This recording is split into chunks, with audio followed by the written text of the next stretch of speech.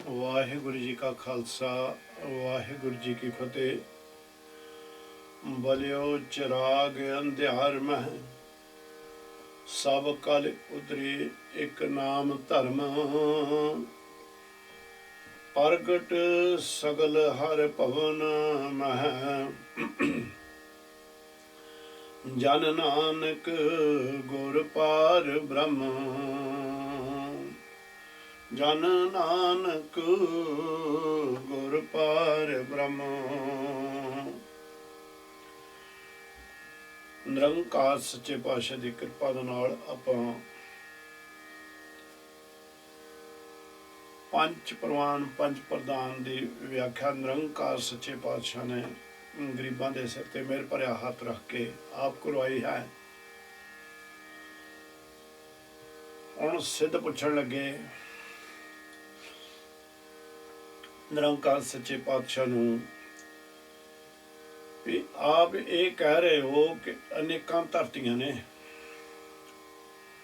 ਔਰ ਇੱਕ ਇੱਕ ਧਰਤੀ ਦੇ ਉੱਤੇ ਲੱਖਾਂ ਹੀ ਦਰਿਆ ਨੇ, ਲੱਖਾਂ ਹੀ ਨਦੀਆਂ ਨੇ, ਲੱਖਾਂ ਹੀ ਟੋਭੇ ਨੇ ਤੇ ਲੱਖਾਂ ਹੀ ਇਹਦੇ ਉੱਤੇ ਵੱਖਰੇ ਵੱਖਰੇ ਨਾਮਾਂ, ਵੱਖਰੇ ਵੱਖਰੇ ਰੰਗਾਂ, ਵੱਖਰੇ ਵੱਖਰੇ ਰੂਪਾਂ ਵਾਲੇ ਜੀਵ ਵੀ ਉਸ ਅਕਾਲ ਪੁਰਖ ਨੇ ਤਿਆਰ ਕੀਤੇ। 84 ਲੱਖ ਜੂਨ ਦੀ ਗੱਲ ਕੀਤੀ।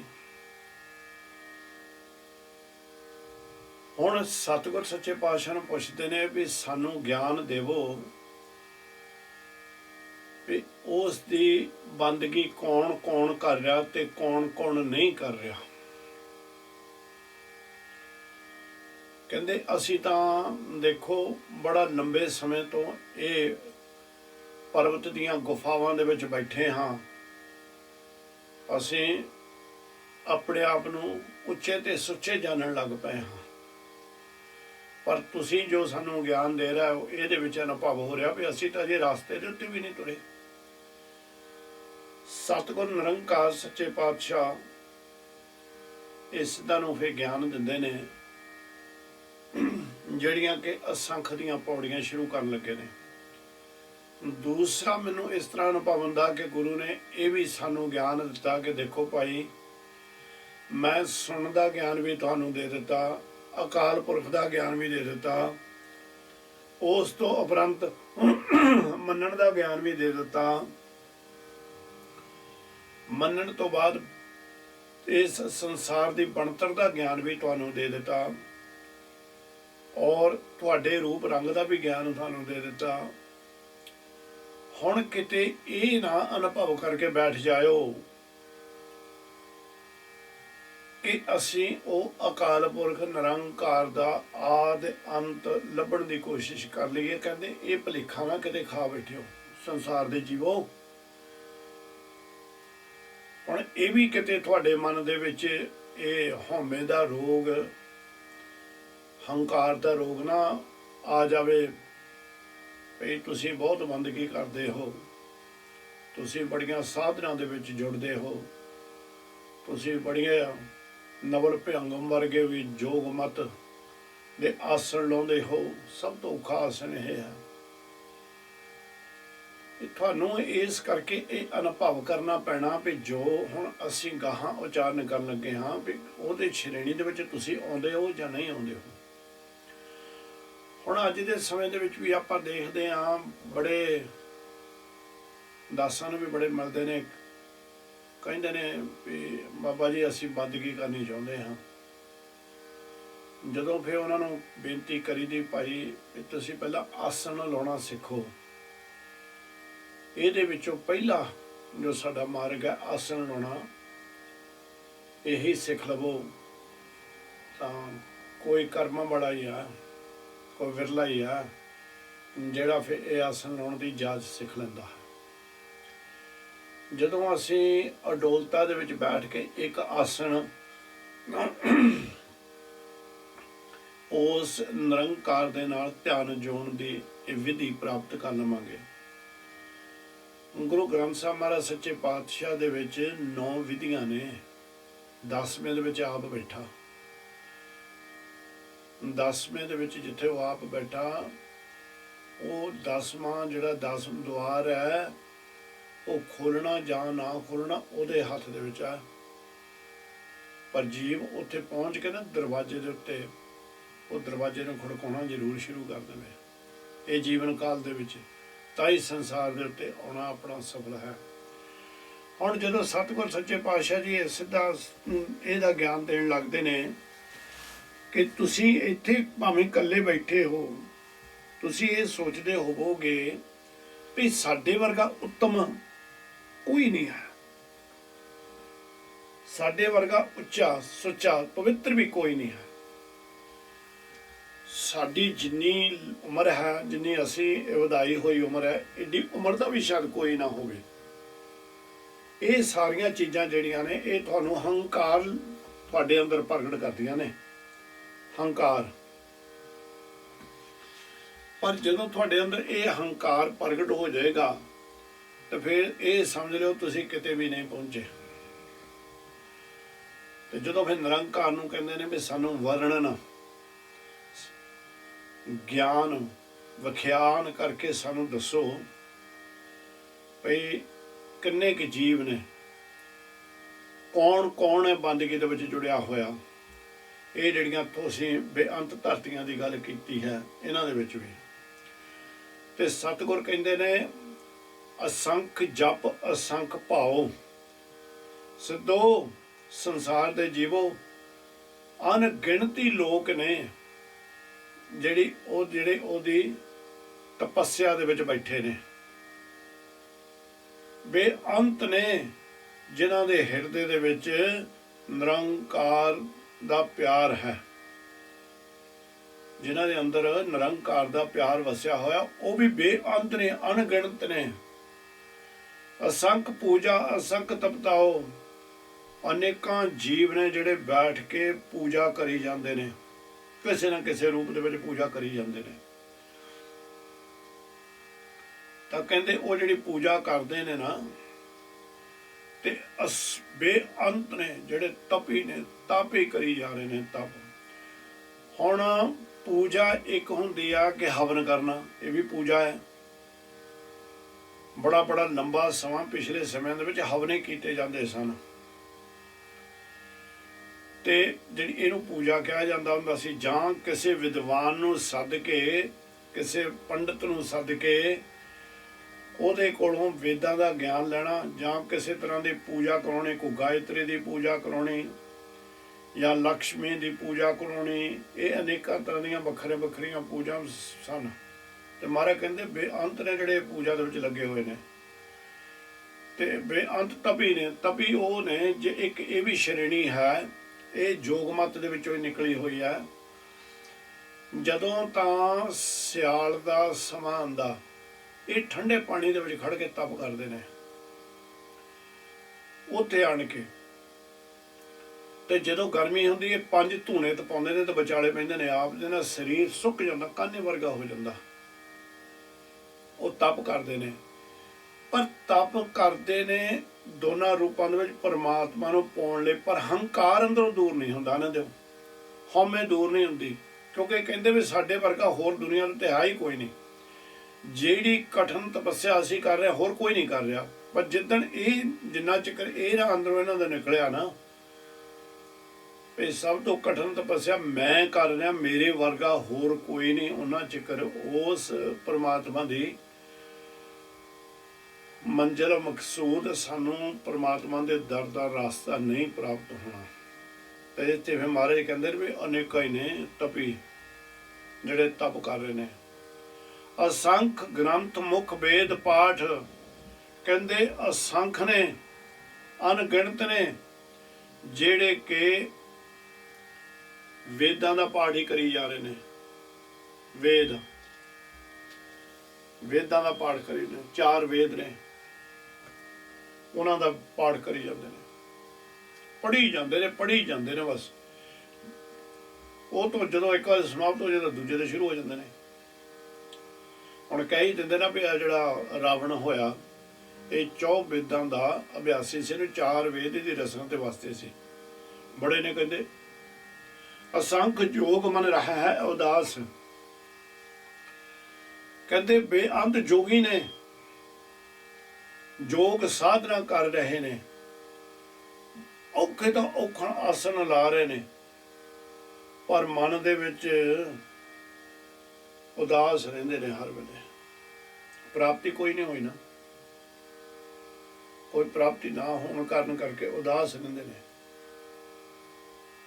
ਅਸੰਖ ਭਗਤ ਗੁਣ ਗਿਆਨ ਵਿਚਾਰ, ਕਹਿੰਦੇ ਬੇਅੰਤ ਭਗਤ ਨੇ ਜਿਹੜੇ ਭਗਤੀ ਦੇ ਵਿੱਚ ਬੈਠੇ ਹੋਏ ਨੇ, ਤੇ ਬੇਅੰਤ ਐਸੇ ਨੇ ਜਿਹੜੇ ਅਕਾਲ ਪੁਰਖ ਦੇ ਗੁਣਾਂ ਦਾਈਆਂ ਵਿਚਾਰਾਂ ਹੀ ਕਰੀ ਜਾਂਦੇ ਨੇ ਬੈਠ ਕੇ, ਜਿਹੜੇ ਦੱਸਦੇ ਨੇ ਵੀ ਅਕਾਲ ਪੁਰਖ ਪਰਮਾਤਮਾ ਇਸ ਤਰ੍ਹਾਂ ਦਾ ਹੋਣਾ ਨਹੀਂ ਭਾਈ, ਉਹ ਗੋਰਾ ਹੋਣਾ, ਉਹ ਕਾਲਾ ਹੋਣਾ। ਪਰ ਜਦੋਂ ਗੁਰੂ ਪਹਿਲਾਂ ਹੀ ਕਹਿੰਦੇ ਨੇ ਵੀ ਉਹ ਤਾਂ ਅਜੂਨੀ ਸਹਿ ਭੰਗ ਹੈ, ਉਹਦਾ ਤਾਂ ਰੂਪ ਰੰਗ ਕੋਈ ਨਹੀਂ ਹੈ, ਪਰ ਵੇ ਕਿਆਫੇ ਲਾਉਣੇ ਦੇ ਰਹਿੰਦੇ ਨੇ ਆਪਣੇ, ਕਹਿੰਦੇ ਬੜੇ ਨੇ। ਅਸੰਖ ਸਤੀ ਅਸੰਖ ਦਾਤਾਰ, ਸਤੀ ਕਹਿੰਦੇ ਨੇ ਸੱਤ ਵਾਲੇ ਸੱਚੇ ਜੀਵਨ ਵਾਲੇ ਮਨੁੱਖ ਨੂੰ, ਕਹਿੰਦੇ ਬੜੇ ਬੇਅੰਤ ਨੇ। ਤੇ ਅਨੇਕਾਂ ਹੀ ਤੁਹਾਨੂੰ ਉਹ ਮਿਲ ਜਾਣਗੇ ਜਿਹੜੇ ਕਿ ਆਪਣੇ ਆਪ ਨੂੰ ਵੱਡੇ ਦਾਨੀ ਖੋਣਗੇ, ਦਾਤਾਰ ਖੋਣਗੇ, ਬੜੀ ਉਹਨਾਂ ਦੀ ਸਿਫਤ ਸਲਾਮ ਦੀ, ਬੜਾ ਉਹ ਦਾਨ ਕਰਦੇ ਨੇ, ਬੜੀਆਂ ਉਹ ਦਾਤਾਂ ਬਖਸ਼ਦੇ ਨੇ ਲੋਕਾਂ ਨੂੰ। ਪਰ ਉਹਨਾਂ ਦੇ ਅੰਦਰ ਉਹ ਜਿਹੜਾ ਦਿੱਤਾ ਹੁੰਦਾ ਹੈ, ਜਿਹੜਾ ਸਤੋ ਗੁਣ ਹੈ, ਉਹ ਵੀ ਕੀ ਕਰਦਾ, ਉਹ ਉਹਨਾਂ ਦੇ ਅੰਦਰ ਫੇਰ ਵੀ ਹਉਮੈ ਹੀ ਪ੍ਰਗਟ ਕਰ ਦਿੰਦਾ ਕਿ ਮੈਂ ਆਹ ਕਰ ਰਿਹਾ। ਅਸੰਖ ਸੂਰ ਮੋਹ ਪਖਸਾਰ, ਕਹਿੰਦੇ ਅਨੇਕਾਂ ਹੀ ਇਦੂ ਸੰਸਾਰ ਦੇ ਉੱਤੇ ਸੂਰਮੇ ਨੇ। ਅਕਾਲ ਪੁਰਖ ਦੀ ਰਚਨਾ ਹੈ, ਉਸ ਨੇ ਬੇਅੰਤ ਤਰ੍ਹਾਂ ਦੇ ਸੂਰਮੇ ਬਣਾਏ ਹੋਏ ਨੇ, ਜਿਹੜੇ ਉਹ ਇੰਨੇ ਤਾਕਤਵਰ ਨੇ ਕਿ ਬੇਅੰਤ ਸ਼ਾਸਤਰਾਂ ਦੇ ਵਾਰ ਆਪਣੇ ਮੁਖੜੇ ਦੇ ਉੱਤੇ ਆਪਣੇ ਸਿਰ ਤੇ ਚੱਲ ਲੈਂਦੇ ਨੇ। ਅਸੰਖ ਮੋਨ ਲਿਵ ਲਾਏ ਤਾਰ, ਕਹਿੰਦੇ ਅਸੰਖ ਨੇ ਮੂਨੀ ਜਨ, ਇੱਕ ਆਸਨ ਬੈਠ ਕੇ ਚੁੱਪ ਕਰਕੇ ਬੈਠੇ ਨੇ, ਕਿਸੇ ਨਾਲ ਗੱਲ ਨਹੀਂ ਕਰਦੇ, ਕਿਸੇ ਨਾਲ ਵਚਨ ਨਹੀਂ ਕਰਦੇ, ਪਰ ਮਨ ਉਹਨਾਂ ਦਾ ਚੁੱਪ ਨਹੀਂ ਹੁੰਦਾ ਹੈ। ਮੈਂ ਇੱਕ ਵਾਰੀ ਨਾ ਇੱਕ ਕਥਾਵਾਚਕ ਆਪਣੇ ਬਹੁਤ ਮਹਾ ਵਿਦਵਾਨ ਹੋਏ ਨੇ ਗਿਆਨੀ ਮਾਨ ਸਿੰਘ ਜੀ ਝੌਰ, ਉਹਨਾਂ ਦੇ ਕਥਾ ਦੇ ਵਿੱਚ ਹਾਸ ਰਸ ਵੀ ਹੁੰਦਾ ਸੀ, ਕਿਤੇ ਕਿਤੇ ਉਹਨਾਂ ਨੇ ਬੜੀ ਐਸੀ ਗੱਲ ਕਰਦੇ ਨੇ ਕਿ ਸੰਗਤ ਜਿਹੜੀ ਸੀ ਖਿੜ ਖਾ ਕੇ ਹੱਸ ਪੈਂਦੀ ਹੁੰਦੀ ਸੀ।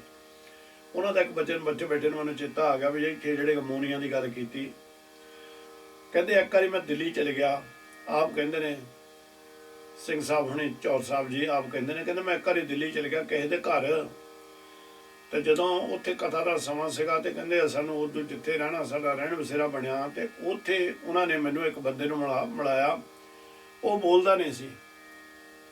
ਉਹ ਆਖਣ ਲੱਗੇ ਵੀ ਗਿਆਨੀ ਜੀ ਇਹ ਮੂਨੀ ਸਾਧੂ ਆ, ਇਹ ਬੋਲਦੇ ਨਹੀਂ ਹਨ, ਚੁੱਪ ਹੀ ਰਹਿੰਦੇ ਨੇ।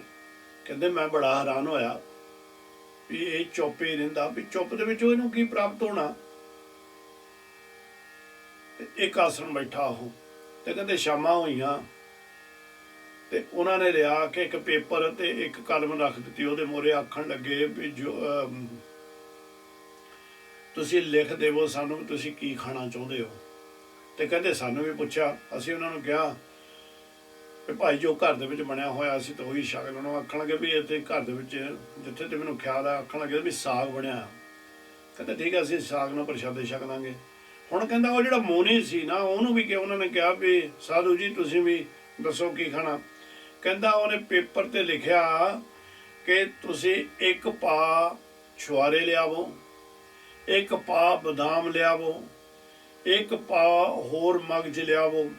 ਸਾਰੇ 5-7 ਮਗਜ ਉਹਨੇ ਲਿਖ ਕੇ ਦੇ ਦਿੱਤੇ, ਵਿੱਚ ਹੀ ਉਹਨੇ ਸੌਗੀ ਦੀ ਗੱਲ ਕਰ ਦਿੱਤੀ। ਕਹਿੰਦਾ ਜਦੋਂ ਸਾਰੇ ਮਗਜ ਲਿਖ ਕੇ ਦਿੱਤੇ, ਆਖਣ ਲੱਗੇ ਇੱਕ ਸੇਰ ਦੁੱਧ ਦੇ ਵਿੱਚ ਪਾ ਕੇ ਇਹਨਾਂ ਨੂੰ ਤੁਸੀਂ ਕੜਾਹੀ ਦੇ ਵਿੱਚ ਰਿੰਨੋ। ਜਦੋਂ ਸਾਰੇ ਮਗਜ ਦੁੱਧ ਦੇ ਵਿੱਚ ਮਿਲ ਗਏ, ਇਹ ਰਬੜੀ ਜੀ ਬਣ ਗਈ। ਆਖਣ ਲੱਗੇ ਸਾਨੂੰ ਉਹ ਪਲੇਟ ਦੇ ਵਿੱਚ ਲੈ ਕੇ ਆਇਓ, ਨਾਲ ਸਾਨੂੰ ਚਮਚਾ ਦਿਓ, ਅਸੀਂ ਉਹ ਛਕਾਂਗੇ। ਕਹਿੰਦਾ ਮੈਂ ਕਿਹਾ ਤੇਰਿਆਂ ਦੀ ਓਏ, ਅਸੀਂ ਤਾਂ ਸਾਗ ਦੇ ਨਾਲ ਜਵਾਰ ਦੀਆਂ ਮੱਕੀ ਦੀਆਂ ਰੋਟੀਆਂ ਖਾਣ ਵਾਲੇ ਆ, ਜੋ ਤੂੰ ਲੈ ਕੇ ਦੇ ਦਿੱਤਾ ਇਹ ਤਾਂ ਵਿਚਾਰਿਆਂ ਦਾ 1 ਮਹੀਨੇ ਦਾ ਰਾਸ਼ਨ ਆ ਜਾਣਾ ਇਹਨਾਂ ਦਾ, ਤੇ ਅਜੇ ਤੂੰ ਕਹਿਣਾ ਤੂੰ ਮੋਨੀ ਭਰ ਕੇ ਬੈਠਾ। ਆ ਮਨ ਤਾਂ ਤੇਰਾ ਅਜੇ ਵੀ ਵਿਕਾਰਾਂ ਵਾਲੀ ਭੱਜਿਆ ਫਿਰਦਾ, ਮੈਨੂੰ ਆਹ ਸਵਾਦਲੇ ਭੋਜਨ ਖਿਲਾਓ, ਆਹ ਮੇਰੇ ਵਾਸਤੇ ਦੁੱਧ ਲੈ ਕੇ ਆਓ, ਆਹ ਕਰੋ ਜੇ ਕਰੋ। ਕਹਿੰਦੇ ਤੇਰੀ ਜਿਹੜੀ ਇਹ ਚੁੱਪ ਧਾਰਨ ਕੀਤੀ ਉਹ ਜਾਂ ਕਿਤੇ ਮਨ ਤਾਂ ਤੇਰਾ ਅਜੇ ਵੀ ਕੁੱਤੇ ਵਾਂਗੂ ਭੌਂਕੀ ਜਾਂਦਾ, ਕਹਿੰਦੇ ਕੁੱਤੇ ਵਾਂਗੂ ਭੌਂਕੀ ਜਾਂਦਾ। ਤੇ ਗੁਰੂ ਜੀ ਇੱਥੇ ਕਹਿੰਦੇ ਨੇ ਇਦਾਂ ਦੇ ਅਸੰਖ ਨੇ। ਤਾਂ ਫਿਰ ਮਹਾਰਾਜ ਕਹਿੰਦੇ ਨੇ ਕੁਦਰਤ ਕਵਣ ਕਹਾ ਵਿਚਾਰ, ਕਹਿੰਦੇ ਮੈਂ ਉਹਦੀ ਕੁਦਰਤ ਦੀ ਕੋਈ ਵਿਚਾਰ ਨਹੀਂ ਕਰ ਸਕਦਾ, ਮੇਰੀ ਕੀ ਤਾਕਤ ਆ ਮੈਂ ਉਹਦੀ ਕੁਦਰਤ ਬਾਰੇ ਹੀ ਦੱਸ ਸਕਾਂ। ਇਹ ਤਾਂ ਮੈਂ ਕਹਿੰਦੇ ਗਿਆਨ ਦਿੱਤਾ ਜਿਹੜੇ ਇਸ ਤਰ੍ਹਾਂ ਦੇ ਬੈਠੇ ਹੋਏ ਨੇ, ਪਰ ਮੈਂ ਹੁਣ ਨਿਮਰਤਾ ਦਿਖਾਉਂਦੇ ਨੇ ਸਤਿਗੁਰ ਸੱਚੇ ਪਾਤਸ਼ਾਹ ਜੀ। ਇਹ ਤਾਂ ਨਹੀਂ ਕਹਿ ਰਹੇ ਉਹਨਾਂ ਨੂੰ ਵੀ ਮੈਂ ਨਿਰੰਕਾਰ ਦਾ ਰੂਪ ਇਦੋਂ ਸੰਸਾਰ ਦੇ ਉੱਤੇ ਆਣ ਕੇ ਤੁਹਾਨੂੰ ਭੁੱਲਣਾ ਨੂੰ ਸਹੀ ਰਾਸਤੇ ਪਾਉਣਾ ਹੈ, ਨਹੀਂ। ਮਹਾਰਾਜ ਸੱਚੇ ਪਾਤਸ਼ਾਹ ਦਾ ਹੱਥ ਜੋੜ ਕੇ ਕਹਿੰਦੇ ਵੀ ਮੇਰੀ ਤਾਂ ਕੋਈ ਅਹਿਮੀਅਤ ਹੀ ਨਹੀਂ, ਮੇਰੀ ਤਾਂ ਕੋਈ ਹਸਤੀ ਨਹੀਂ, ਮੈਂ ਤਾਂ ਕੋਈ ਗਿਆਨਵਾਨ ਹੀ ਨਹੀਂ ਕਿ ਜਿਹੜਾ ਕਿ ਮੈਂ ਉਹਦੀ ਕੁਦਰਤ ਦਾ ਹੀ ਤੁਹਾਨੂੰ ਗਿਆਨ ਦੇ ਸਕਾਂ। ਵਾਰ ਆ ਨਾ ਜਾਵਾ ਇੱਕ ਵਾਰ, ਉਹ ਕਹਿੰਦੇ ਮੈਂ ਤਾਂ ਅਕਾਲ ਪੁਰਖ ਤੋਂ ਇੱਕ ਵਾਰ ਵੀ ਸਦਕੇ ਬਲਿਹਾਰੇ ਹੋਣ ਜੋਗਾ ਨਹੀਂ ਹੈ। ਮੇਰੀ ਹਸਤੀ ਮੇਰੀ ਮਤ ਇੰਨੀ ਨਿੱਕੀ ਹੈ। ਪਰ ਮੈਂ ਕਹਿੰਦੇ ਹੱਥ ਜੋੜ ਕੇ ਇਹੀ ਕਹਿਣਾ, ਜੋ ਤੁਧ ਭਾਵੇਂ ਸਾਈ ਭਲੀ ਕਰ ਮਾਲਕ, ਜੋ ਤੈਨੂੰ ਮਨਜ਼ੂਰ ਉਹੀ ਸਾਰਿਆਂ ਨੂੰ ਮਨਜ਼ੂਰ ਆ। ਤੇਰੀ ਜਿਹੜੀ ਕਾਰ ਹੈ, ਤੇਰੀ ਜਿਹੜੀ ਕਿਰਪਾ ਹੈ, ਤੇਰੀ ਜਿਹੜੀ ਕਿਰਤ ਹੈ, ਉਹੀ ਭਲੀ ਹੈ, ਉਹੀ ਸੋਹਣੀ ਹੈ, ਉਹੀ ਸੁਨੱਖੀ ਹੈ। ਤੂੰ ਸਦਾ ਸਲਾਮਤ ਨਿਰੰਕਾਰ। ਅਕਾਲ ਪੁਰਖ ਸੱਚੇ ਪਾਤਸ਼ਾਹ ਕਹਿੰਦੇ ਨੇ ਤੂੰ ਸਦਾ ਹੀ ਸਲਾਮਤ ਹੈ, ਤੂੰ ਹੀ ਨਿਰੰਕਾਰ ਹੈ। ਨਿਰੰਕਾਰ ਦਾ ਜਿਹੜਾ ਮਤਲਬ ਹੁੰਦਾ ਜਿਹਦਾ ਆਕਾਰ ਦਾ ਗਿਆਨ ਨਾ ਹੋਵੇ। 1 ਇੰਚ ਵੀ ਹੋ ਸਕਦਾ, ਲੱਖਾਂ ਮੀਲ ਵੀ ਹੋ ਸਕਦਾ, ਆਕਾਰ ਹੀ ਨਾ ਹੋਵੇ। ਉਹ ਗੁਰੂ ਨਾਨਕ ਨਿਰੰਕਾਰ ਸੱਚੇ ਪਾਤਸ਼ਾਹ ਨੇ ਜਿਨ੍ਹਾਂ ਨੂੰ ਨਿਰੰਕਾਰ ਦਾ ਖਿਤਾਬ ਮਿਲਿਆ। ਧੰਨ ਗੁਰੂ ਨਾਨਕ ਤੂੰ ਹੀ ਨਿਰੰਕਾਰ,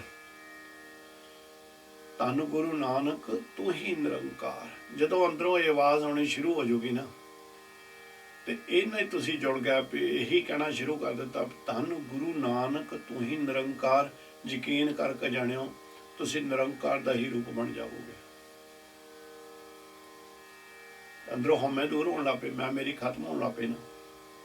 ਤੇ ਮਹਾਰਾਜ ਸੱਚੇ ਪਾਤਸ਼ਾਹ ਕਹਿੰਦੇ ਨੇ ਵੀ ਉਸ ਨਿਰੰਕਾਰ ਨੂੰ ਖੁਦ ਨਿਰੰਕਾਰ ਹੁੰਦੇ ਹੋਏ ਇਹ ਗਿਆਨ ਨਹੀਂ ਦੇ ਰਹੇ ਕਿ ਮੈਂ ਨਿਰੰਕਾਰ ਹਾਂ, ਪਰ ਉਸ ਨਿਰੰਕਾਰ ਨੂੰ ਕਹਿੰਦੇ ਨੇ ਤੂੰ ਤਾਂ ਸਦਾ ਸਲਾਮਤ ਹੈ। ਨਾ ਤੇਰੀ ਆਰਜਾ ਵੱਧਦੀ ਹੈ, ਨਾ ਤੇਰੀ ਆਰਜਾ ਘਟਦੀ ਹੈ, ਨਾ ਤੇਰੀ ਕਿਸੇ ਰੂਪ ਦੇ ਵਿੱਚ ਆ, ਨਾ ਤੂੰ ਕਿਸੇ ਰੰਗ ਦੇ ਵਿੱਚ, ਤੂੰ ਆਪਣੀ ਮੌਜ ਦੇ ਵਿੱਚ ਆਪ ਹੀ ਖੇਡਦਾ। ਤਾਂ ਹੁਣ ਮਹਾਰਾਜ ਸੱਚੇ ਪਾਤਸ਼ਾਹ ਨੂੰ ਜਦੋਂ ਗਾਹਾਂ ਚੱਲਦੇ ਨੇ ਕਹਿੰਦੇ ਇਹ ਸੋਚ ਲਿਓ ਵੀ ਜਿਹੜੇ ਉਹ ਅਕਾਲ ਪੁਰਖ ਦੀ ਬੰਦਗੀ ਵਾਲਿਆਂ ਦੀ ਮੈਂ ਗੱਲ ਕੀਤੀ ਆ, ਤੇ ਹੁਣ ਕਹਿੰਦੇ ਜਿਹੜੇ ਇਹ ਤੋਂ ਬੰਦਗੀ ਤੋਂ ਜਾਂ ਪ੍ਰਮਾਤਮਾ ਤੋਂ ਟੁੱਟੇ ਹੋਏ ਨੇ, ਅਸੰਖ ਮੂਰਖ ਅੰਧ ਘੋਰ, ਕਹਿੰਦੇ ਅਸੰਖ ਬੇਅੰਤ ਮੂਰਖ ਮੂੜ ਜਿਨ੍ਹਾਂ ਦੀ ਮਾਤੇ ਕੋਈ ਨਹੀਂ। ਅੰਧ ਘੋਰ, ਅੰਧ ਘੋਰ ਦਾ ਮਤਲਬ ਇਹ ਨਿਕਲਦਾ ਹੈ ਜਿਹੜੇ ਮੂਰਖਾਂ ਦਾ ਗਾਹਾਂ ਦਾ ਦਰਜਾ ਹੁੰਦਾ। ਕਹਿੰਦੇ ਮੂਰਖਾਂ ਦੇ ਬਾਪ ਮਹਾਮੂਰਖ ਜਿਨ੍ਹਾਂ ਨੂੰ ਕਹਿੰਦੇ ਆ, ਕਹਿੰਦੇ ਬੜੇ ਨੇ, ਕਈ ਬੜੇ ਮੂਰਖ ਨੇ ਤੇ ਕਈ ਮੂਰਖਾਂ ਦੇ ਬਾਪ ਬੜੇ ਨੇ। ਅੰਧ ਘੋਰ ਜਿਹੜੇ ਕਿ ਮੂਰਖਾਂ ਦੇ ਘਰ ਜਾਣੀ ਕਿ ਉੱਪਰ, ਜਾਂ ਕਹਿ ਲਈਏ ਜਿਹੜੇ ਮੂਰਖਾਂ ਦੇ ਗੁਰੂ ਹੁੰਦੇ ਨੇ, ਬਿਲਕੁਲ ਮਹਾਮੂਰਖ ਜਿਹੜੇ ਨੇ ਉਹਨਾਂ ਦੀ ਗੱਲ ਮਾਰੇ ਕਹਿੰਦੇ ਨੇ। ਅਸੰਖ ਚੋਰ ਹਰਾਮ ਖੋਰ, ਕਹਿੰਦੇ ਬੇਅੰਤ ਚੋਰ ਨੇ ਇਦੋਂ ਸੰਸਾਰ ਦੇ ਉੱਤੇ, ਜਿਹੜਾ ਪਰਾਇਆ ਹੱਕ ਚੋਰੀ ਕਰੀ ਜਾਂਦੇ ਨੇ, ਪਰਾਇਆ ਮਾਲ ਖਾਈ ਜਾਂਦੇ ਨੇ, ਤੇ ਬੜੇ ਹਰਾਮ ਖੋਰ ਨੇ। ਹਰਾਮ ਖੋਰ ਹੁੰਦੇ ਨੇ ਜਿਹੜੇ ਕਿ ਆਲਸਮਤ ਵਾਲੇ। ਉੱਦਾਂ ਵੈਸੇ ਪੰਜਾਬੀ ਦੇ ਵਿੱਚ ਆਪਾਂ ਕਹਿ ਵੀ ਦਿੰਦੇ ਵੀ ਤੇ ਇਹਦਾ ਤਾਂ ਫਲਾਣੇ ਦਾ ਤਾਂ ਹਰਾਮੇ ਚਿੱਤ ਪਿਆ ਹੋਇਆ ਹੈ, ਬਗਾਨਿਆਂ ਦੀਆਂ ਚੀਜ਼ਾਂ ਚੋਰੀ ਕਰ ਕਰਕੇ ਖਾਣੀਆਂ, ਆਪ ਹੱਥੀਂ ਡੱਕਾ ਨਹੀਂ ਤੋੜਨਾ, ਇੰਨਾ ਆਲਸ। ਮਹਾਰਾਜ ਕਹਿੰਦੇ ਇੱਦਾਂ ਦੇ ਵੀ ਬੜੇ ਚਰਾ ਚੋਰ ਤੇ ਹਰਾਮ ਖੋਰ ਅਸੰਖ ਨੇ ਜਿਨ੍ਹਾਂ ਦੀ ਗਿਣਤੀ ਨਹੀਂ ਕੀਤੀ ਜਾ ਸਕਦੀ। ਅਸੰਖ ਅਮਰ ਕਰ ਜਾਹੇ ਜੋਰ, ਕਹਿੰਦੇ ਅਨੇਕਾਂ ਤਰ੍ਹਾਂ ਦੇ ਬੇਅੰਤ ਮਨੁੱਖ ਨੇ ਇਦੂ ਸੰਸਾਰ ਦੇ ਉੱਤੇ ਜਿਹੜੇ ਹੁਕਮ ਕਰ ਕਰਕੇ ਇਦੂ ਸੰਸਾਰ ਦੇ ਉੱਤੋਂ ਚਲੇ ਜਾਂਦੇ ਨੇ, ਖਤਮ ਹੋ ਜਾਂਦੇ ਨੇ। ਬੜਾ ਆਪਣੀ ਇੱਥੇ ਤਾਕ ਜਮਾ ਕੇ ਜਾਂਦੇ ਨੇ, ਬੜਾ ਜ਼ੋਰ ਜਮਾ ਕੇ ਜਾਂਦੇ ਨੇ, ਪਰ ਉਹ ਇੱਥੋਂ ਚਲੇ ਜਾਂਦੇ ਨੇ। ਅਸੰਖ ਗਲ ਵੱਡ ਹੱਤਿਆ ਕਮਾਏ। ਕਹਿੰਦੇ ਬੇਅੰਤ ਨੇ ਜਿਹੜੇ ਦੂਸਰਿਆਂ ਦਾ ਪਰਾਇਆ ਹੱਕ ਮਾਰਦੇ ਨੇ, ਪਰਾਇਆ ਹੱਕ ਖਾਂਦੇ ਨੇ, ਗਰੀਬ ਗਊ ਦੀ ਹੱਤਿਆ ਕਰਦੇ ਨੇ। ਤੇ ਹੁਣ ਤੁਸੀਂ ਇਹ ਦੇਖੋ ਵੀ ਜਿਸ ਵੇਲੇ ਆ ਬਕਰੀਦ ਆਉਂਦੀ ਆ ਨਾ, ਕਿੰਨੇ ਉਹ ਮਾਸੂਮ ਜਾਨਵਰ ਹੈ ਜਿਨ੍ਹਾਂ ਦੀ ਗਲ ਵੱਢੇ ਜਾਂਦੇ ਨੇ, ਤਾਂ ਕਹਿੰਦੇ ਨੇ ਅਸੀਂ ਰੱਬ ਨੂੰ ਖੁਸ਼ ਕਰਦੇ ਹਾਂ। ਇਹ ਨਿੰਦਿਆ ਨਹੀਂ ਕਿਸੇ ਦੀ, ਮਹਾਰਾਜ ਨੇ ਇਹਦੇ ਵਿੱਚ ਲਿਖਿਆ ਹੋਇਆ ਇਹ ਚੀਜ਼ ਨੂੰ। ਕਹਿੰਦੇ ਇੱਦਾਂ ਦੀ ਹੱਤਿਆ ਕਮਾਉਣ ਵਾਲੇ ਵੀ ਅਸੰਖ ਨੇ, ਭਾਵੇਂ ਉਹ ਆਪਣੇ ਆਪ ਨੂੰ ਧਰਮੀ ਹੀ ਖਵਾਈ ਜਾਣ, ਗਲ ਵੱਢੀ ਜਾਂਦੇ ਨੇ, ਗਰੀਬ ਦਾ ਗਲ ਕੁੱਟੀ ਜਾ ਰਹੇ ਨੇ, ਅਨਿਆਂ ਕਰੀ ਜਾਂਦੇ ਨੇ ਵੱਡੀ ਲੈ ਲੈ ਕੇ। ਜੋ ਹੁਣ ਤੁਸੀਂ ਆ ਦੇਖ ਹੀ ਰਹੇ ਹੋ ਕਿ ਸੰਸਾਰ ਦੇ ਉੱਤੇ ਕਿੰਨਾ ਪਾਪ ਦਾ ਹਨੇਰਾ ਵਰਤਿਆ ਹੋਇਆ ਹੈ। ਬੱਚੀਆਂ ਦੀਆਂ ਇੱਜ਼ਤਾਂ ਲੁੱਟੀਆਂ ਜਾਂਦੀਆਂ ਪਰ ਕੋਈ ਪੁੱਛਦਾ ਨਹੀਂ ਉਹਨਾਂ ਨੂੰ। ਕਿੰਨਾ ਇਸ ਵੇਲੇ ਧਰਮ ਦੇ ਨਾਂ ਦੇ ਉੱਤੇ ਪਾਪ ਕਮਾਇਆ ਜਾ ਰਿਹਾ। ਤੇ ਮਹਾਰਾਜ ਉਦੋਂ ਸਮੇਂ ਵੀ ਕਹਿੰਦੇ ਵੀ ਇਦਾਂ ਦੇ ਘੱਟ ਨਹੀਂ ਸਨ। ਅਸੰਖ ਪਾਪੀ ਪਾਪ ਕਰ ਜਾਏ। ਕਹਿੰਦੇ ਅਸੰਖ ਨੇ, ਬੇਅੰਤ ਨੇ ਜਿਹੜੇ ਪਾਪ ਇਦੂ ਸੰਸਾਰ ਦੇ ਉੱਤੇ ਕਮਾਈ ਜਾਂਦੇ ਨੇ, ਕਰੀ ਜਾਂਦੇ ਨੇ, ਕਰਕੇ ਤੁਰੇ ਜਾਂਦੇ ਨੇ, ਮਰੀ ਜਾਂਦੇ ਨੇ। ਕਹਿੰਦੇ ਤੂੰ ਪਾਪ ਕਰ ਕਰਕੇ ਤੁਰੇ ਜਾਂਦੇ ਨੇ। ਅਸੰਖ ਕੁੜਿਆਰ ਕੂੜੇ ਫੇਰਾਹੇ। ਕਹਿੰਦੇ ਅਨੇਕਾਂ ਨੇ ਜਿਨ੍ਹਾਂ ਦਾ ਸੁਭਾਅ ਝੂਠ ਬੋਲਣ ਵਾਲਾ ਹੈ, ਕੂੜ ਵਾਲਾ ਹੈ, ਠਗੀਆਂ ਵਾਲਾ ਹੈ, ਚੋਰੀਆਂ ਵਾਲਾ ਹੈ, ਔਰ ਛਲ ਕਰੀ ਜਾਣੇ, ਬਲ ਕਰੀ ਜਾਣੇ, ਈਰਖਾ ਕਰੀ ਜਾਣੇ, ਨਿੰਦਿਆ ਕਰੀ ਜਾਣੇ। ਕਹਿੰਦੇ ਬੜੇ ਨੇ ਇੱਦਾਂ ਦੇ। ਅਸੰਖ ਮਲੇਸ਼ ਮਲਪਖ ਖਾਏ। ਕਹਿੰਦੇ ਬੇਅੰਤ ਨੇ ਜਿਹੜੇ ਖੋਟੀ ਮੱਤ ਵਾਲੇ। ਉਹ ਕੀ ਕਰਦੇ ਨੇ ਫਿਰ? ਉਹ ਨਿੰਦਿਆ ਕਰ ਕਰਕੇ ਦੂਸਰੇ ਦੀ ਮੈਲ ਖਾਈ ਜਾਂਦੇ ਨੇ, ਦੂਸਰੇ ਦਾ ਭਾਰ ਆਪਣੇ ਉੱਤੇ ਚੱਕੀ ਜਾਂਦੇ ਨੇ। ਮਲੇਸ਼ ਮੱਤ ਵਾਲੇ, ਮਲੀਨ ਮੱਤ ਵਾਲੇ, ਬਿਲਕੁਲ ਬੇਕਾਰ, ਜਿਨ੍ਹਾਂ ਦਾ ਜੀਵਨ ਹੀ ਗੰਦਗੀ ਦਾ ਭਰਿਆ ਹੋਇਆ ਹੈ। ਕਹਿੰਦੇ ਬੇਅੰਤ ਨੇ ਉਹ ਜਿਹੜੇ ਰੋਜ਼ ਗੰਦਗੀ ਖਾਈ ਜਾ ਰਹੇ ਨੇ, ਖਾਈ ਜਾ ਰਹੇ ਨੇ, ਖਾਈ ਜਾ ਰਹੇ ਨੇ। ਅਸੰਖ ਨਿੰਦਕ ਸਿਰ ਘਰੇ ਪਾਰ। ਕਹਿੰਦੇ ਬੜੇ ਬੇਅੰਤ ਨੇ ਨਿੰਦਕ, ਨਿੰਦਿਆ ਹੀ ਕਰੀ ਜਾਂਦੇ ਨੇ, ਚੰਗੇ ਦੀ ਵੀ ਕਰੀ ਜਾਂਦੇ ਨੇ, ਆਪਣੇ ਆਪ ਨੂੰ ਸਹਿਲਾਉਣ ਵਾਸਤੇ ਅਨੇਕਾਂ ਦੇ ਪਾਪੜ ਵੇਲਦੇ ਨੇ, ਨਿੰਦਿਆ ਕਰਾ ਕਰਕੇ ਦੂਜਿਆਂ ਦਾ ਭਾਰ ਆਪਣੇ ਸਿਰ ਤੇ ਚੱਕੀ ਜਾਂਦੇ ਨੇ। ਨਾਨਕ ਨੀਚ ਕਹੇ ਵਿਚਾਰ। ਕਹਿੰਦੇ ਗੁਰੂ ਨਾਨਕ ਨਿਰੰਕਾਰ ਵਿਚਾਰਾ। ਨੀਚ ਦਾ ਮਤਲਬ ਇੱਥੇ ਵਿਚਾਰਾ। ਕਹਿੰਦੇ ਕੀ ਵਿਚਾਰ ਕਰ ਸਕਦਾ? ਨਾਨਕ ਵਿਚਾਰਾ ਕੀ ਤੁਸ਼ ਮਾਤਰ ਵੀ ਵਿਚਾਰ ਪੇਸ਼ ਨਹੀਂ ਕਰ ਸਕਦਾ। ਵਾਰਿਆ ਨਾ ਜਾਵਾ ਏਕ ਵਾਰ, ਜੋ ਤੁਧ ਭਾਵੇ ਸਾਈ ਭਲੀ ਕਾਰ। ਕਹਿੰਦੇ ਮੈਂ ਤਾਂ ਤੇਰੇ, ਮੇਰੀ ਕੀ ਅਹਿਮੀਅਤ ਹੈ ਕਿ ਮੈਂ ਤੇਰੇ ਤੋਂ ਇੱਕ ਵਾਰ ਵੀ ਕਰਵਾਨ ਜਾ ਸਕਾਂ। ਅਕਾਲ ਪੁਰਖ ਵਾਹਿਗੁਰੂ ਨਿਰੰਕਾਰ ਜੀ, ਮੇਰੀ ਤਾਂ ਮਤ ਤੁਸ਼ ਮਾਤਰ ਹੈ, ਪਰ ਤੁਸੀਂ ਸਦਾ ਹੀ ਸਲਾਮਤ ਰਹਿਣ ਵਾਲੇ ਨਿਰੰਕਾਰ ਹੋ। ਹੁਣ ਕਹਿੰਦੇ ਕਹਾਂ ਜਾ ਕੇ ਮਹਾਰਾਜ ਤੀਸਰੀ ਪੌੜੀ ਦੇ ਵਿੱਚ ਕਿਰਪਾ ਕਰਦੇ ਨੇ। ਕਹਿੰਦੇ ਅਸੰਖ ਨਾਵ ਅਸੰਖ ਥਾਵ। ਅਨੇਕਾਂ ਨਾਵਾਂ ਵਾਲੇ ਜੀਵ ਸੰਸਾਰ ਤੇ ਨੇ, ਜਿਹੜੇ ਨਾਵਾਂ ਦਾ ਆਪਾਂ ਨੂੰ ਗਿਆਨ ਵੀ ਨਹੀਂ ਹੈ। ਗੁਰੂ ਮਹਾਰਾਜ ਦੇ ਮੋਹਰ ਲਾਉਣੀ ਆ ਕਹਾਂ ਜਾ ਕੇ ਵੀ 42 ਲੱਖ ਜੂਨ ਇਹ ਸਮੁੰਦਰ ਦੇ ਵਿੱਚ ਹੈ, ਤੇ ਆਪਾਂ ਨੂੰ ਤਾਂ ਸਿਰਫ ਮੱਛੀ ਦਾ, ਕੱਛੂ ਦਾ ਜਾਂ ਹੋਰ 5-4 ਚੀਜ਼ਾਂ ਦਾ ਗਿਆਨ ਹੋਊਗਾ, ਪਰ ਮਹਾਰਾਜ 42 ਲੱਖ ਦੀ ਗੱਲ ਕਰਦੇ ਆ। ਤਾਂ ਕਹਿੰਦੇ ਵੀ ਇਸ ਕਰਕੇ ਜਿਹੜੇ ਇਹ ਬੇਅੰਤ ਨਾਵਾਂ ਵਾਲੇ ਬੇਅੰਤ ਥਾਵਾਂ ਦੇ ਉੱਤੇ ਰਹਿ ਰਹੇ ਨੇ, ਉਹਨਾਂ ਦੇ ਬੇਅੰਤ ਥਾਵਾਂ ਦੇ ਉੱਤੇ ਟਿਕਾਣੇ ਨੇ। ਅਗੰਮ ਅਗੰਮ ਅਸੰਖ ਲੋਏ। ਕਹਿੰਦੇ ਅਨੇਕਾਂ ਹੀ ਹਨ ਜਿਹੜੇ ਕਿ ਐਸੇ ਭਵਨ ਨੇ, ਐਸੀਆਂ ਜਗ੍ਹਾ ਨੇ ਜਿੱਥੇ ਇਨਸਾਨ ਦੀ ਪਹੁੰਚ ਹੀ ਨਹੀਂ ਹੋ ਸਕਦੀ। ਅਗੰਮ ਅਗੰਮ ਅਸੰਖ ਲੋਏ।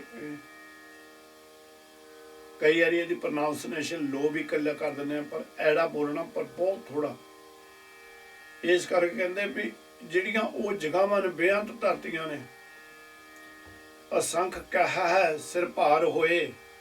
ते अनेकां जीव ने संसार दे उत्ते ਜਿਹੜੇ ਕੁਦਰਤ ਦਾ ਲੇਖਾ ਲਾਉਣ ਦਾ ਪੂਰਾ ਜ਼ੋਰ ਲਾ ਰਹੇ ਨੇ, ਪਰ ਉਹਨਾਂ ਦੇ ਸਿਰ ਦੇ ਉੱਤੇ ਕਿੰਨਾ ਕੁ ਭਾਰ ਉਹ ਚੜੀ ਫਿਰਦੇ ਨੇ ਨਿੰਦਿਆ ਦਾ, ਚੁਗਲੀ ਦਾ।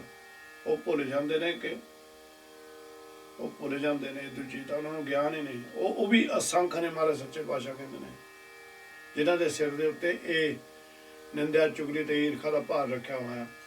ਅਖਰੀ ਨਾਮ ਅਖਰੀ ਸਲਾਹ। ਤੇ ਮਹਾਰਾਜ ਕਹਿੰਦੇ ਵੀ ਅੱਖਰਾਂ ਦੇ ਅੱਖ ਜਿਹੜੇ ਨੇ,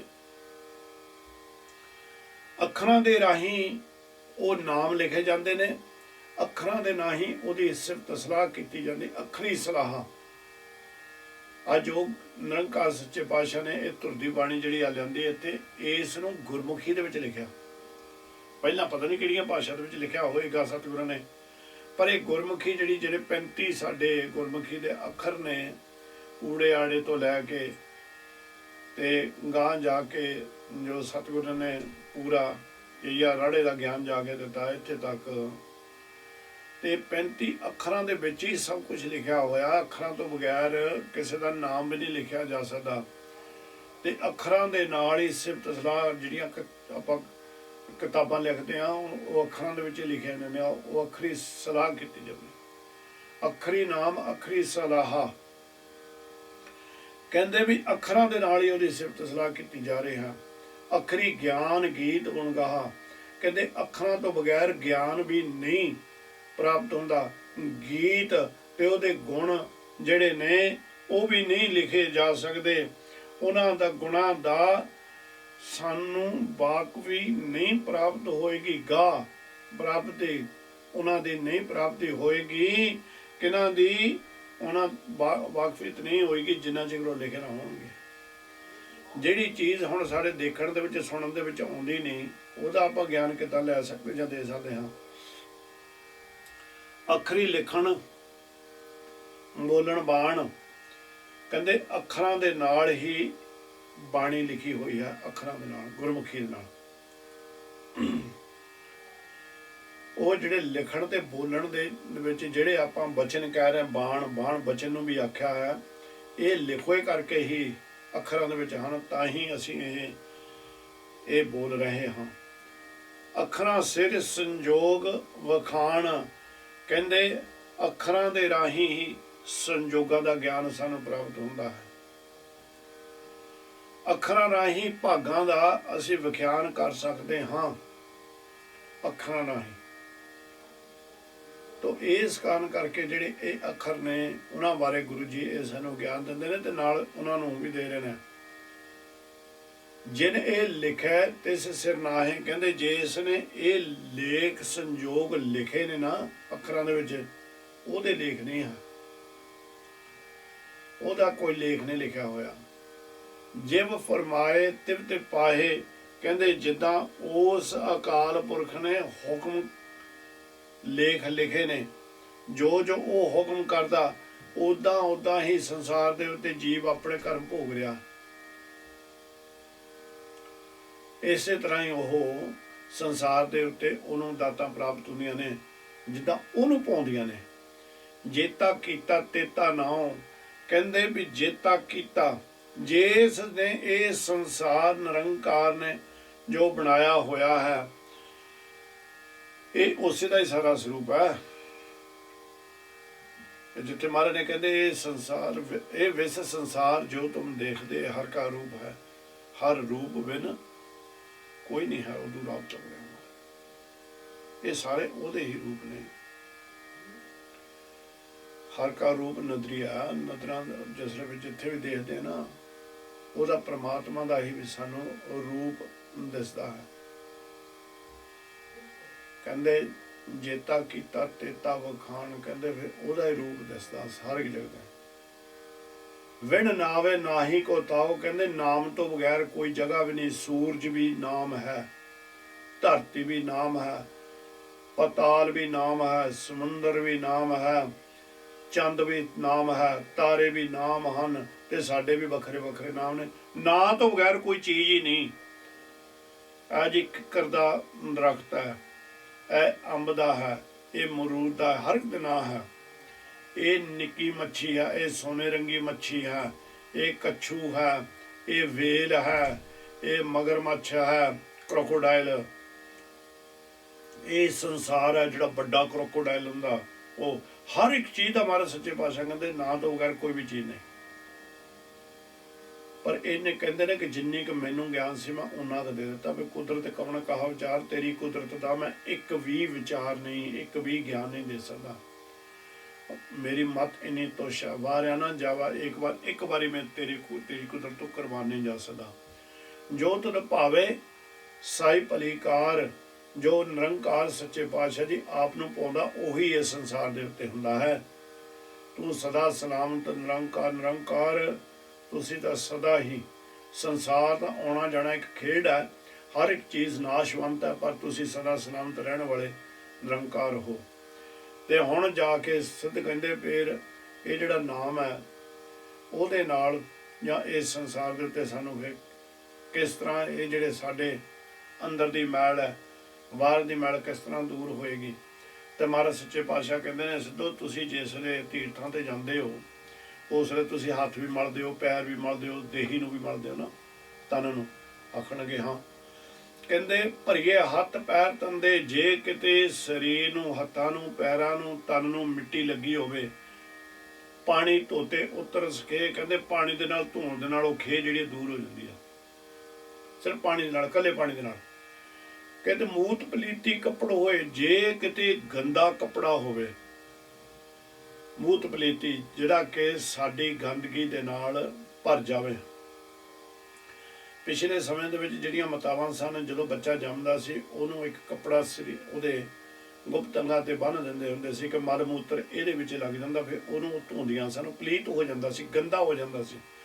ਮਹਾਰਾਜ ਨੇ ਇੱਥੇ ਮੂਤ ਦੀ ਗੱਲ ਕੀਤੀ, ਕਹਿੰਦੇ ਮੂਤ ਦੇ ਨਾਲ ਜਿਹੜਾ ਕੱਪੜਾ ਗੰਦਾ ਹੋ ਗਿਆ, ਦੇ ਸਾਬੁਣ ਲਈਏ ਉਹ ਧੋਏ, ਕਹਿੰਦੇ ਫਿਰ ਉਹਦੇ ਉੱਤੇ ਥੋੜ੍ਹੀ ਜਿਹੀ ਸਾਨੂੰ ਹੋਰ ਕਸ਼ਿਸ਼ ਮਿਹਨਤ ਕਰਨੀ ਪੈਣੀ ਵੀ ਸਾਬਣ ਲਾ ਕੇ ਤੇ ਉਹਨੂੰ ਅਸੀਂ ਸਾਫ਼ ਕਰ ਲੈਂਦੇ ਹਾਂ।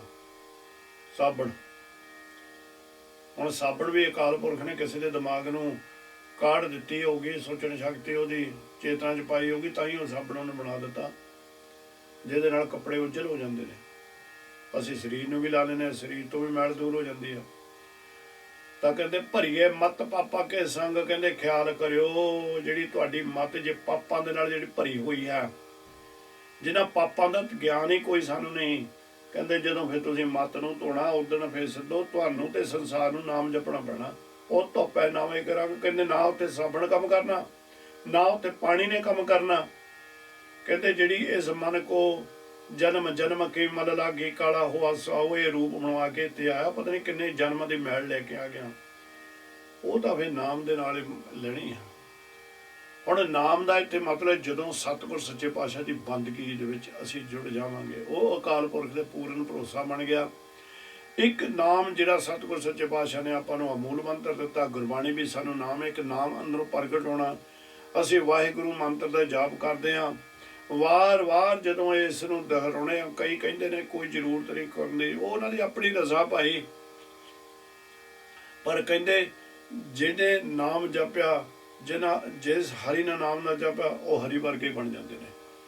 15 भगत बैठे ने गुरु ग्रंथ साहिब महाराज सच्चे पातशाह दे विच, जिन्हां ने अथाह बंदगी कीती ते अज बड़े साधु संत होए ने जिहड़े अथाह बंदगी करके निरंकार दे दर प्रवान हो गए। ਤਾਂ ਇੱਥੇ ਵੀ ਮਹਾਰਾਜ ਕਹਿੰਦੇ ਨੇ ਵੀ ਉਹ ਨਾਮ ਦੇ ਨਾਲ ਹੀ ਤੇਰੇ ਅੰਦਰ ਦੀ ਜਿਹੜੀ ਮੈਲ ਦੂਰ ਹੋਣੀ। ਪੁੰਨੀ ਪਾਪੀ ਮਹਾਰਾਜ ਕਹਿੰਦੇ ਨੇ ਪੁੰਨੀ ਪਾਪੀ ਆਖਣ ਨਾਹੀਂ, ਕਹਿੰਦੇ ਪੁੰਨਾਂ ਦਾ ਤੇ ਪਾਪਾਂ ਦਾ ਗਿਆਨ ਕਿਹਾ ਨਹੀਂ ਜਾ ਸਕਦਾ, ਲਿਖਿਆ ਨਹੀਂ ਜਾ ਸਕਦਾ। ਪੁੰਨੀ ਪਾਪੀ ਆਖਣ ਨਾਹੀਂ, ਇਹ ਪੁੰਨ ਜਿਹੜੇ ਨੇ ਤਾਂ ਜਿਹੜੇ ਪਾਪ ਨੇ ਇਹਨਾਂ ਨੂੰ ਆਖਿਆ ਨਹੀਂ ਜਾ ਸਕਦਾ ਵੀ ਕਿੰਨੇ ਕੁ ਨੇ, 10 ਨੇ, 20 ਨੇ, 50 ਨੇ, 100 ਨੇ, ਕਹਿੰਦੇ ਨਹੀਂ। ਕਰ ਕਰ ਕਰਨਾ ਲਿਖ ਲੈ ਜਾਓ, ਕਰ ਕਰ ਕਰਨਾ ਲਿਖ ਲੈ ਜਾਓ। ਮਹਾਰਾਜ ਸੱਚੇ ਪਾਤਸ਼ਾਹ ਕਹਿੰਦੇ ਨੇ ਕਰ ਕਰ ਕਰ ਕਰਨਾ ਲਿਖ ਲੈ ਜਾਓ।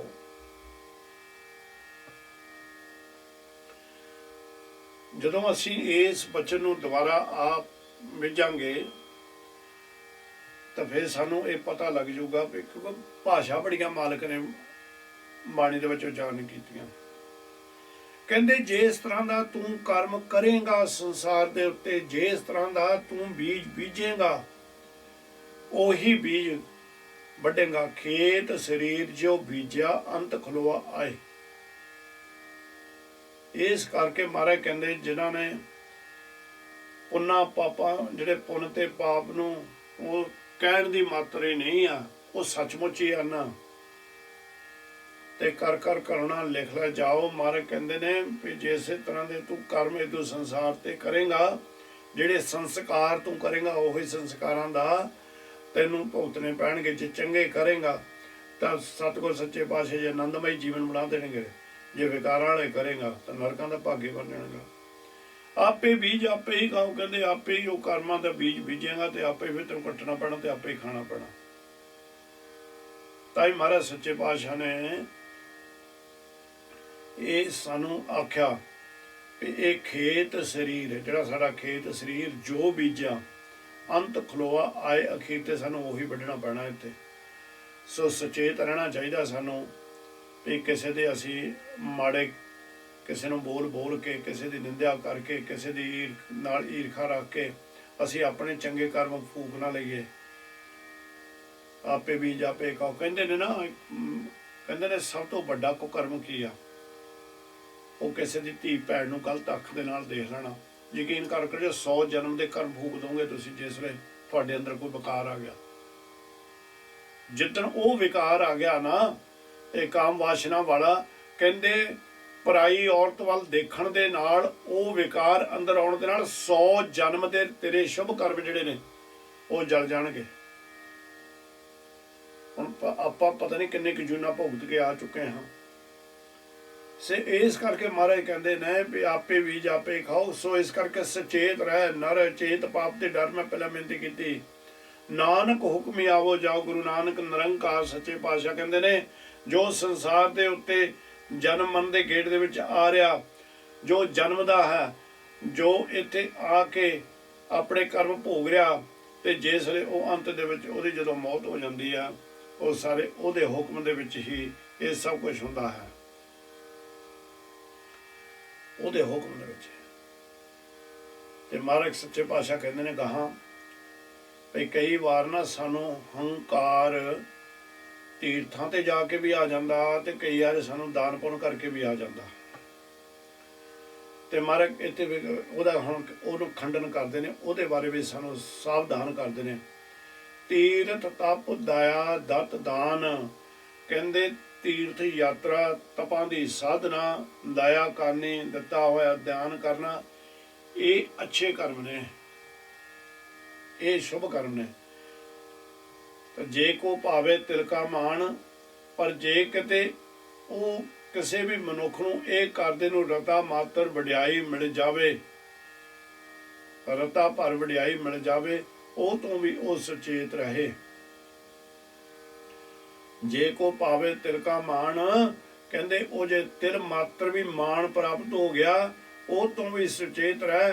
ਕਈ ਵਾਰ ਉਹ ਮਾਣ ਜਿਹੜਾ ਤਿਲ ਮਾਤਰ ਹੈ, ਉਹ ਬੀਜ ਬਣ ਕੇ ਇੱਕ ਬਹੁਤ ਵੱਡਾ ਹਉਮੈ ਦਾ ਦਰਖਤ ਵੀ ਬਣ ਜਾਂਦਾ ਹੈ। ਕਹਿੰਦਾ ਸੁਣਿਆ ਮੰਨਿਆ ਮਨ ਕੀਤਾ ਭਾਉ, ਸੁਣਨ ਦੇ ਨਾਲ ਤੇ ਮੰਨਣ ਦੇ ਨਾਲ, ਜਿਹੜੇ ਹੁਣ 4-4 ਪੌੜੀਆਂ ਆ ਗਈਆਂ ਨੇ। ਕਹਿੰਦੇ ਸੁਣਿਆ, ਸੁਣ ਲੈ ਪਹਿਲਾਂ ਅਕਾਲ ਪੁਰਖ ਕੀ ਕਹਿ ਰਿਹਾ, ਉਹਨੂੰ ਹੁਣ ਮੰਨ ਲੈ, ਤੇ ਮਨ ਦੇ ਵਿੱਚ ਕਹਿੰਦੇ ਉਹਦੇ ਪ੍ਰੇਮ ਦਾ ਚਿਰਾਗ ਜਗਾ ਲਾ। ਮਨ ਕੀਤਾ ਭਾਉ, ਮਨ ਨੂੰ ਪ੍ਰੇਮ ਦੇ ਵਿੱਚ ਰੰਗ ਲਾ, ਪ੍ਰੇਮ ਦੇ ਵਿੱਚ ਰੰਗ ਲਾ। ਅੰਤਰਗਤ ਤੀਰਥ ਮਲ ਨਾਓ, ਕਹਿੰਦੇ ਅੰਤਰਗਤ ਅੰਦਰ ਤੀਰਥਾਂ ਦੇ ਇਸ਼ਨਾਨ ਕਰ। ਇਹ ਜਿਹੜੀ ਮਨ ਦੇ ਵਿੱਚ ਤੇਰੇ ਮੈਲ ਲੱਗੀ ਹੋਈ ਹੈ, ਇਹਨੂੰ ਮਲ ਮਲ ਕੇ ਨਾਮ ਦੇ ਨਾਲ ਇਹ ਮੈਲ ਨੂੰ ਦੂਰ ਕਰ, ਤੇ ਫਿਰ ਅਕਾਲ ਪੁਰਖਾਂ ਦੀ ਬੰਦਗੀ ਦੇ ਵਿੱਚ ਜੁੜ ਜਾ, ਤੇਰੇ ਅੰਦਰ ਦੀ ਮੈਲ ਸਾਰੀ ਦੂਰ ਹੋ ਜਾਏਗੀ। ਅੰਤਰਗਤ ਤੀਰਥ ਮਲ ਨਾਓ, ਕਹਿੰਦੇ ਮਲ ਮਲ ਕੇ ਉਹ ਮੈਲ ਨੂੰ ਲਾ। ਤੇ ਨਾਲ ਇਹ ਕਹਿ ਵੀ ਸਭ ਗੁਣ ਤੇਰੇ ਮੈਂ ਨਾਹੀਂ ਕੋਏ। ਨਿਰੰਕਾਰ ਸਾਰੇ ਗੁਣਾਂ ਦਾ ਖਜ਼ਾਨਾ ਤੂੰ, ਮੇਰੇ ਵਿੱਚ ਤਾਂ ਮੈਂ ਉਹ ਗੁਣਾਂ ਦਾ ਭਰਿਆ ਹਾਂ। ਨਹੀਂ, ਜਦੋਂ ਮਹਾਰਾਜ ਚੌਥੇ ਪਾਤਸ਼ਾਹ ਦੀ ਬਾਣੀ ਦੇ ਨਾਲ ਕਈ ਵਾਰੀ ਅਸੀਂ ਅਰਦਾਸ ਕਰਦੇ ਹਾਂ, ਹਮ ਅਵਗਣ ਭਰੇ ਏਕ ਗੁਣ ਨਾਹੀਂ, ਅੰਮ੍ਰਿਤ ਛਾੜ ਵਿਖੇ ਵਿਖ ਖਾਈ, ਮਾਇਆ ਮੋਹ ਪਰਮ ਪੈ ਭੂਲੇ, ਸੁਤ ਦਾਰਾ ਸੋ ਪ੍ਰੀਤ ਲਗਾਏ। ਇੱਕ ਉਤਮ ਪੰਥ ਸੁਨਿਓ ਗੁਰ ਸੰਗਤ, ਪਹਿ ਮਲੰਤ ਜਮ ਤਰਾਸ ਮਿਟਾਈ। ਇੱਕ ਅਰਦਾਸ ਪਾਠ ਕੀਰਤ ਕੀ, ਗੁਰੂ ਰਾਮਦਾਸ ਰਾਖੋ ਸਰਣਾਈ। ਫਿਰ ਉੱਥੇ ਅਸੀਂ ਇਹ ਪਦ ਵਿੱਚ ਸਾਡੇ ਵਰਗਾ ਗੁਨਾਹਗਾਰ ਹੀ ਸੰਸਾਰ ਦੇ ਕੋਈ ਨਹੀਂ। ਤੇ ਅਸੀਂ ਫਿਰ ਅਕਾਲ ਪੁਰਖ ਨੂੰ ਹੱਥ ਜੋੜ ਕੇ ਕਹਿੰਦੇ ਵੀ ਤੇਰੇ ਗੁਣ ਨੇ। ਜੇ ਕਿਤੇ ਮਾੜੀ ਮੋਟੀ ਵਡਿਆਈ ਮੈਨੂੰ ਮਿਲ ਵੀ ਗਈ ਨਾ, ਮਾਣ ਮਿਲ ਗਿਆ, ਮੈਂ ਉੱਥੇ ਹੱਥ ਜੋੜ ਕੇ ਆਪਾਂ ਕਹਿੰਦੇ ਹਾਂ ਵੀ ਮਾਰਗ ਵੀ ਤੇਰੀ ਕਿਰਪਾ ਹੀ ਆ, ਮੈਨੂੰ ਨਹੀਂ ਚਾਹੀਦਾ, ਮੈਨੂੰ ਨਹੀਂ ਚਾਹੀਦਾ ਇਹ ਮਾਣ। ਪਰ ਰਾਜ ਨਾ ਚਾਹੂੰ ਮੁਕਤ ਨਾ ਚਾਹੂੰ, ਮਨ ਪ੍ਰੀਤ ਚਰਨ ਕਮਲਾਰੇ। ਇਹ ਦੋ ਗੱਲਾਂ ਜਿਹੜੀਆਂ ਨੇ, ਮਾਣ ਤੇ ਰਾਜ ਜਿਹੜਾ ਨਾ, ਇਹ ਦੁੱਖ ਦੇਣੇ, ਵੱਡੇ ਵੱਡੇ ਦੁੱਖ ਪ੍ਰਾਪਤ ਹੋ ਜਾਂਦੇ। ਰਾਜ ਨਾ ਚਾਹੂੰ ਮੁਕਤ ਨਾ, ਤੇ ਗੁਰੂ ਕਾ ਪਿਆਰਾ ਦਾ ਮੁਕਤੀ ਵੀ ਨਹੀਂ ਮੰਗਦਾ, ਕਹਿੰਦਾ ਮੈਂ ਆਪਣੇ ਚਰਨਾਂ ਦੇ ਵਿੱਚ ਜਗ੍ਹਾ ਦੇ ਦੇ ਮੈਨੂੰ ਮਾਲਕਾ ਸੱਚੇ ਪਾਤਸ਼ਾਹ। ਤੇ ਫਿਰ ਇਹੀ ਹੱਥ ਜੋੜ ਕੇ ਕਹਿੰਦਾ ਵੀ ਸਭ ਗੁਣ ਤੇਰੇ ਮੈਂ ਨਾਹੀਂ ਕੋਏ, ਬਿਨ ਗੁਣ ਕੀਤੇ ਭਗਤ ਨਾ ਹੋ। ਫਿਰ ਮਾਲਕ ਸੱਚੇ ਪਾਤਸ਼ਾਹ ਸ਼ੁਭ ਕਰਮ ਕੀਤੇ ਤੋਂ ਬਗੈਰ ਭਗਤੀ ਵੀ ਨਹੀਂ ਹੋ ਸਕਦੀ। ਸਵਸਤ ਆਤ ਬਾਣੀ ਬਰਮਾਓ, ਇਹ ਜਿਹੜੇ ਚਾਰ ਵਚਨ ਨੇ, ਇਹ ਚਾਰ ਭਾਸ਼ਾ ਦੇ ਵਿੱਚ ਨੇ। ਸਵਸਤ ਆਤ ਬਾਣੀ ਬਰਮਾਓ, ਇਹ ਚਾਰ ਭਾਸ਼ਾ ਹੈ। ਹੁਣ ਇੱਥੇ ਸਵਸਤ ਦਾ ਮਤਲਬ ਹੁੰਦਾ ਤੇਰੀ ਜੈ ਹੋਵੇ, ਤੈਨੂੰ ਨਮਸਕਾਰ ਹੈ ਮੇਰੀ। ਆਤ, ਆਤ ਕਿਹੜੀ ਚੀਜ਼ ਨੂੰ ਮਹਾਰਾਜ ਸੱਚੇ ਪਾਤਸ਼ਾਹ ਕਹਿੰਦੇ ਨੇ? ਆਤ ਕਹਿੰਦੇ ਨੇ ਸਦਾ ਉਸ ਮਾਇਆ ਦੇ ਪਤੀ ਨੂੰ। ਸਵਸਤ ਆਤ, ਸਦਾ ਮੇਰੀ ਤੈਨੂੰ ਜੈ ਹੈ, ਨਮਸਕਾਰ ਹੈ। ਬਾਣੀ ਬਰਮਾਓ, ਬਾਣੀ ਦੇ ਕਰਤਾ ਬਰਮਾਓ, ਬ੍ਰਹਮਾ ਨੂੰ ਬਣਾਉਣ ਵਾਲੇ ਨਿਰੰਕਾਰ, ਮੈਨੂੰ ਮਾਇਆ ਦੇ ਪਤੀ, ਆਤ ਮਾਇਆ ਨੂੰ ਵੀ ਆਖਿਆ ਹੈ। ਕਹਿੰਦੇ ਮੇਰੀ ਤੈਨੂੰ ਸਦਾ ਬ੍ਰਹਮਾ ਨੂੰ ਬਣਾਉਣ ਵਾਲੇ, ਬਾਣੀ ਦੇ ਕਰਤਾ, ਮਾਇਆ ਦੇ ਖਸਮ, ਮਾਇਆ ਦੇ ਦਾਤੇ, ਮਾਇਆ ਦੇ ਬਣਾਉਣ ਵਾਲੇ, ਮਾਇਆ ਦੇ ਮਾਲਕ, ਮੇਰੀ ਸਦਾ ਤੈਨੂੰ ਨਮਸਕਾਰ ਹੈ, ਨਮਸਕਾਰ ਹੈ। ਸਤ ਸੁਹਾਣ ਸਦਾ ਮਨ ਚਾਓ, ਇਹ ਅਕਾਲ ਪੁਰਖ ਸੱਚੇ ਪਾਤਸ਼ਾਹ ਤੂੰ ਮੈਨੂੰ ਸਦਾ ਹੀ ਸੋਹਣਾ ਲੱਗਦਾ, ਸੋਹਣਾ ਲੱਗਦਾ,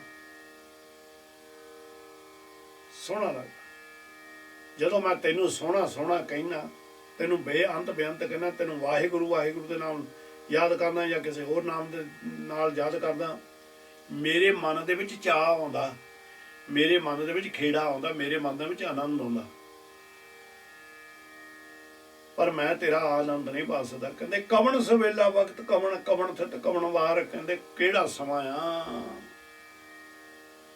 ਜਿਸ ਸਮੇਂ ਵਿੱਚ ਤੁਸੀਂ ਪ੍ਰਗਟ ਹੋਏ ਹੋ, ਕਹਿੰਦੇ ਕਿਸੇ ਨੂੰ ਪਤਾ ਨਹੀਂ ਇਹਦਾ ਗਿਆਨ। ਕਵਣ ਸਵੇਲਾ, ਕਿਹੜਾ ਸਮਾਂ ਸੀ, ਕਿਹੜੀ ਥਿਤ ਸੀ ਤੇ ਕਿਹੜੀ ਵਾਰ ਸੀ।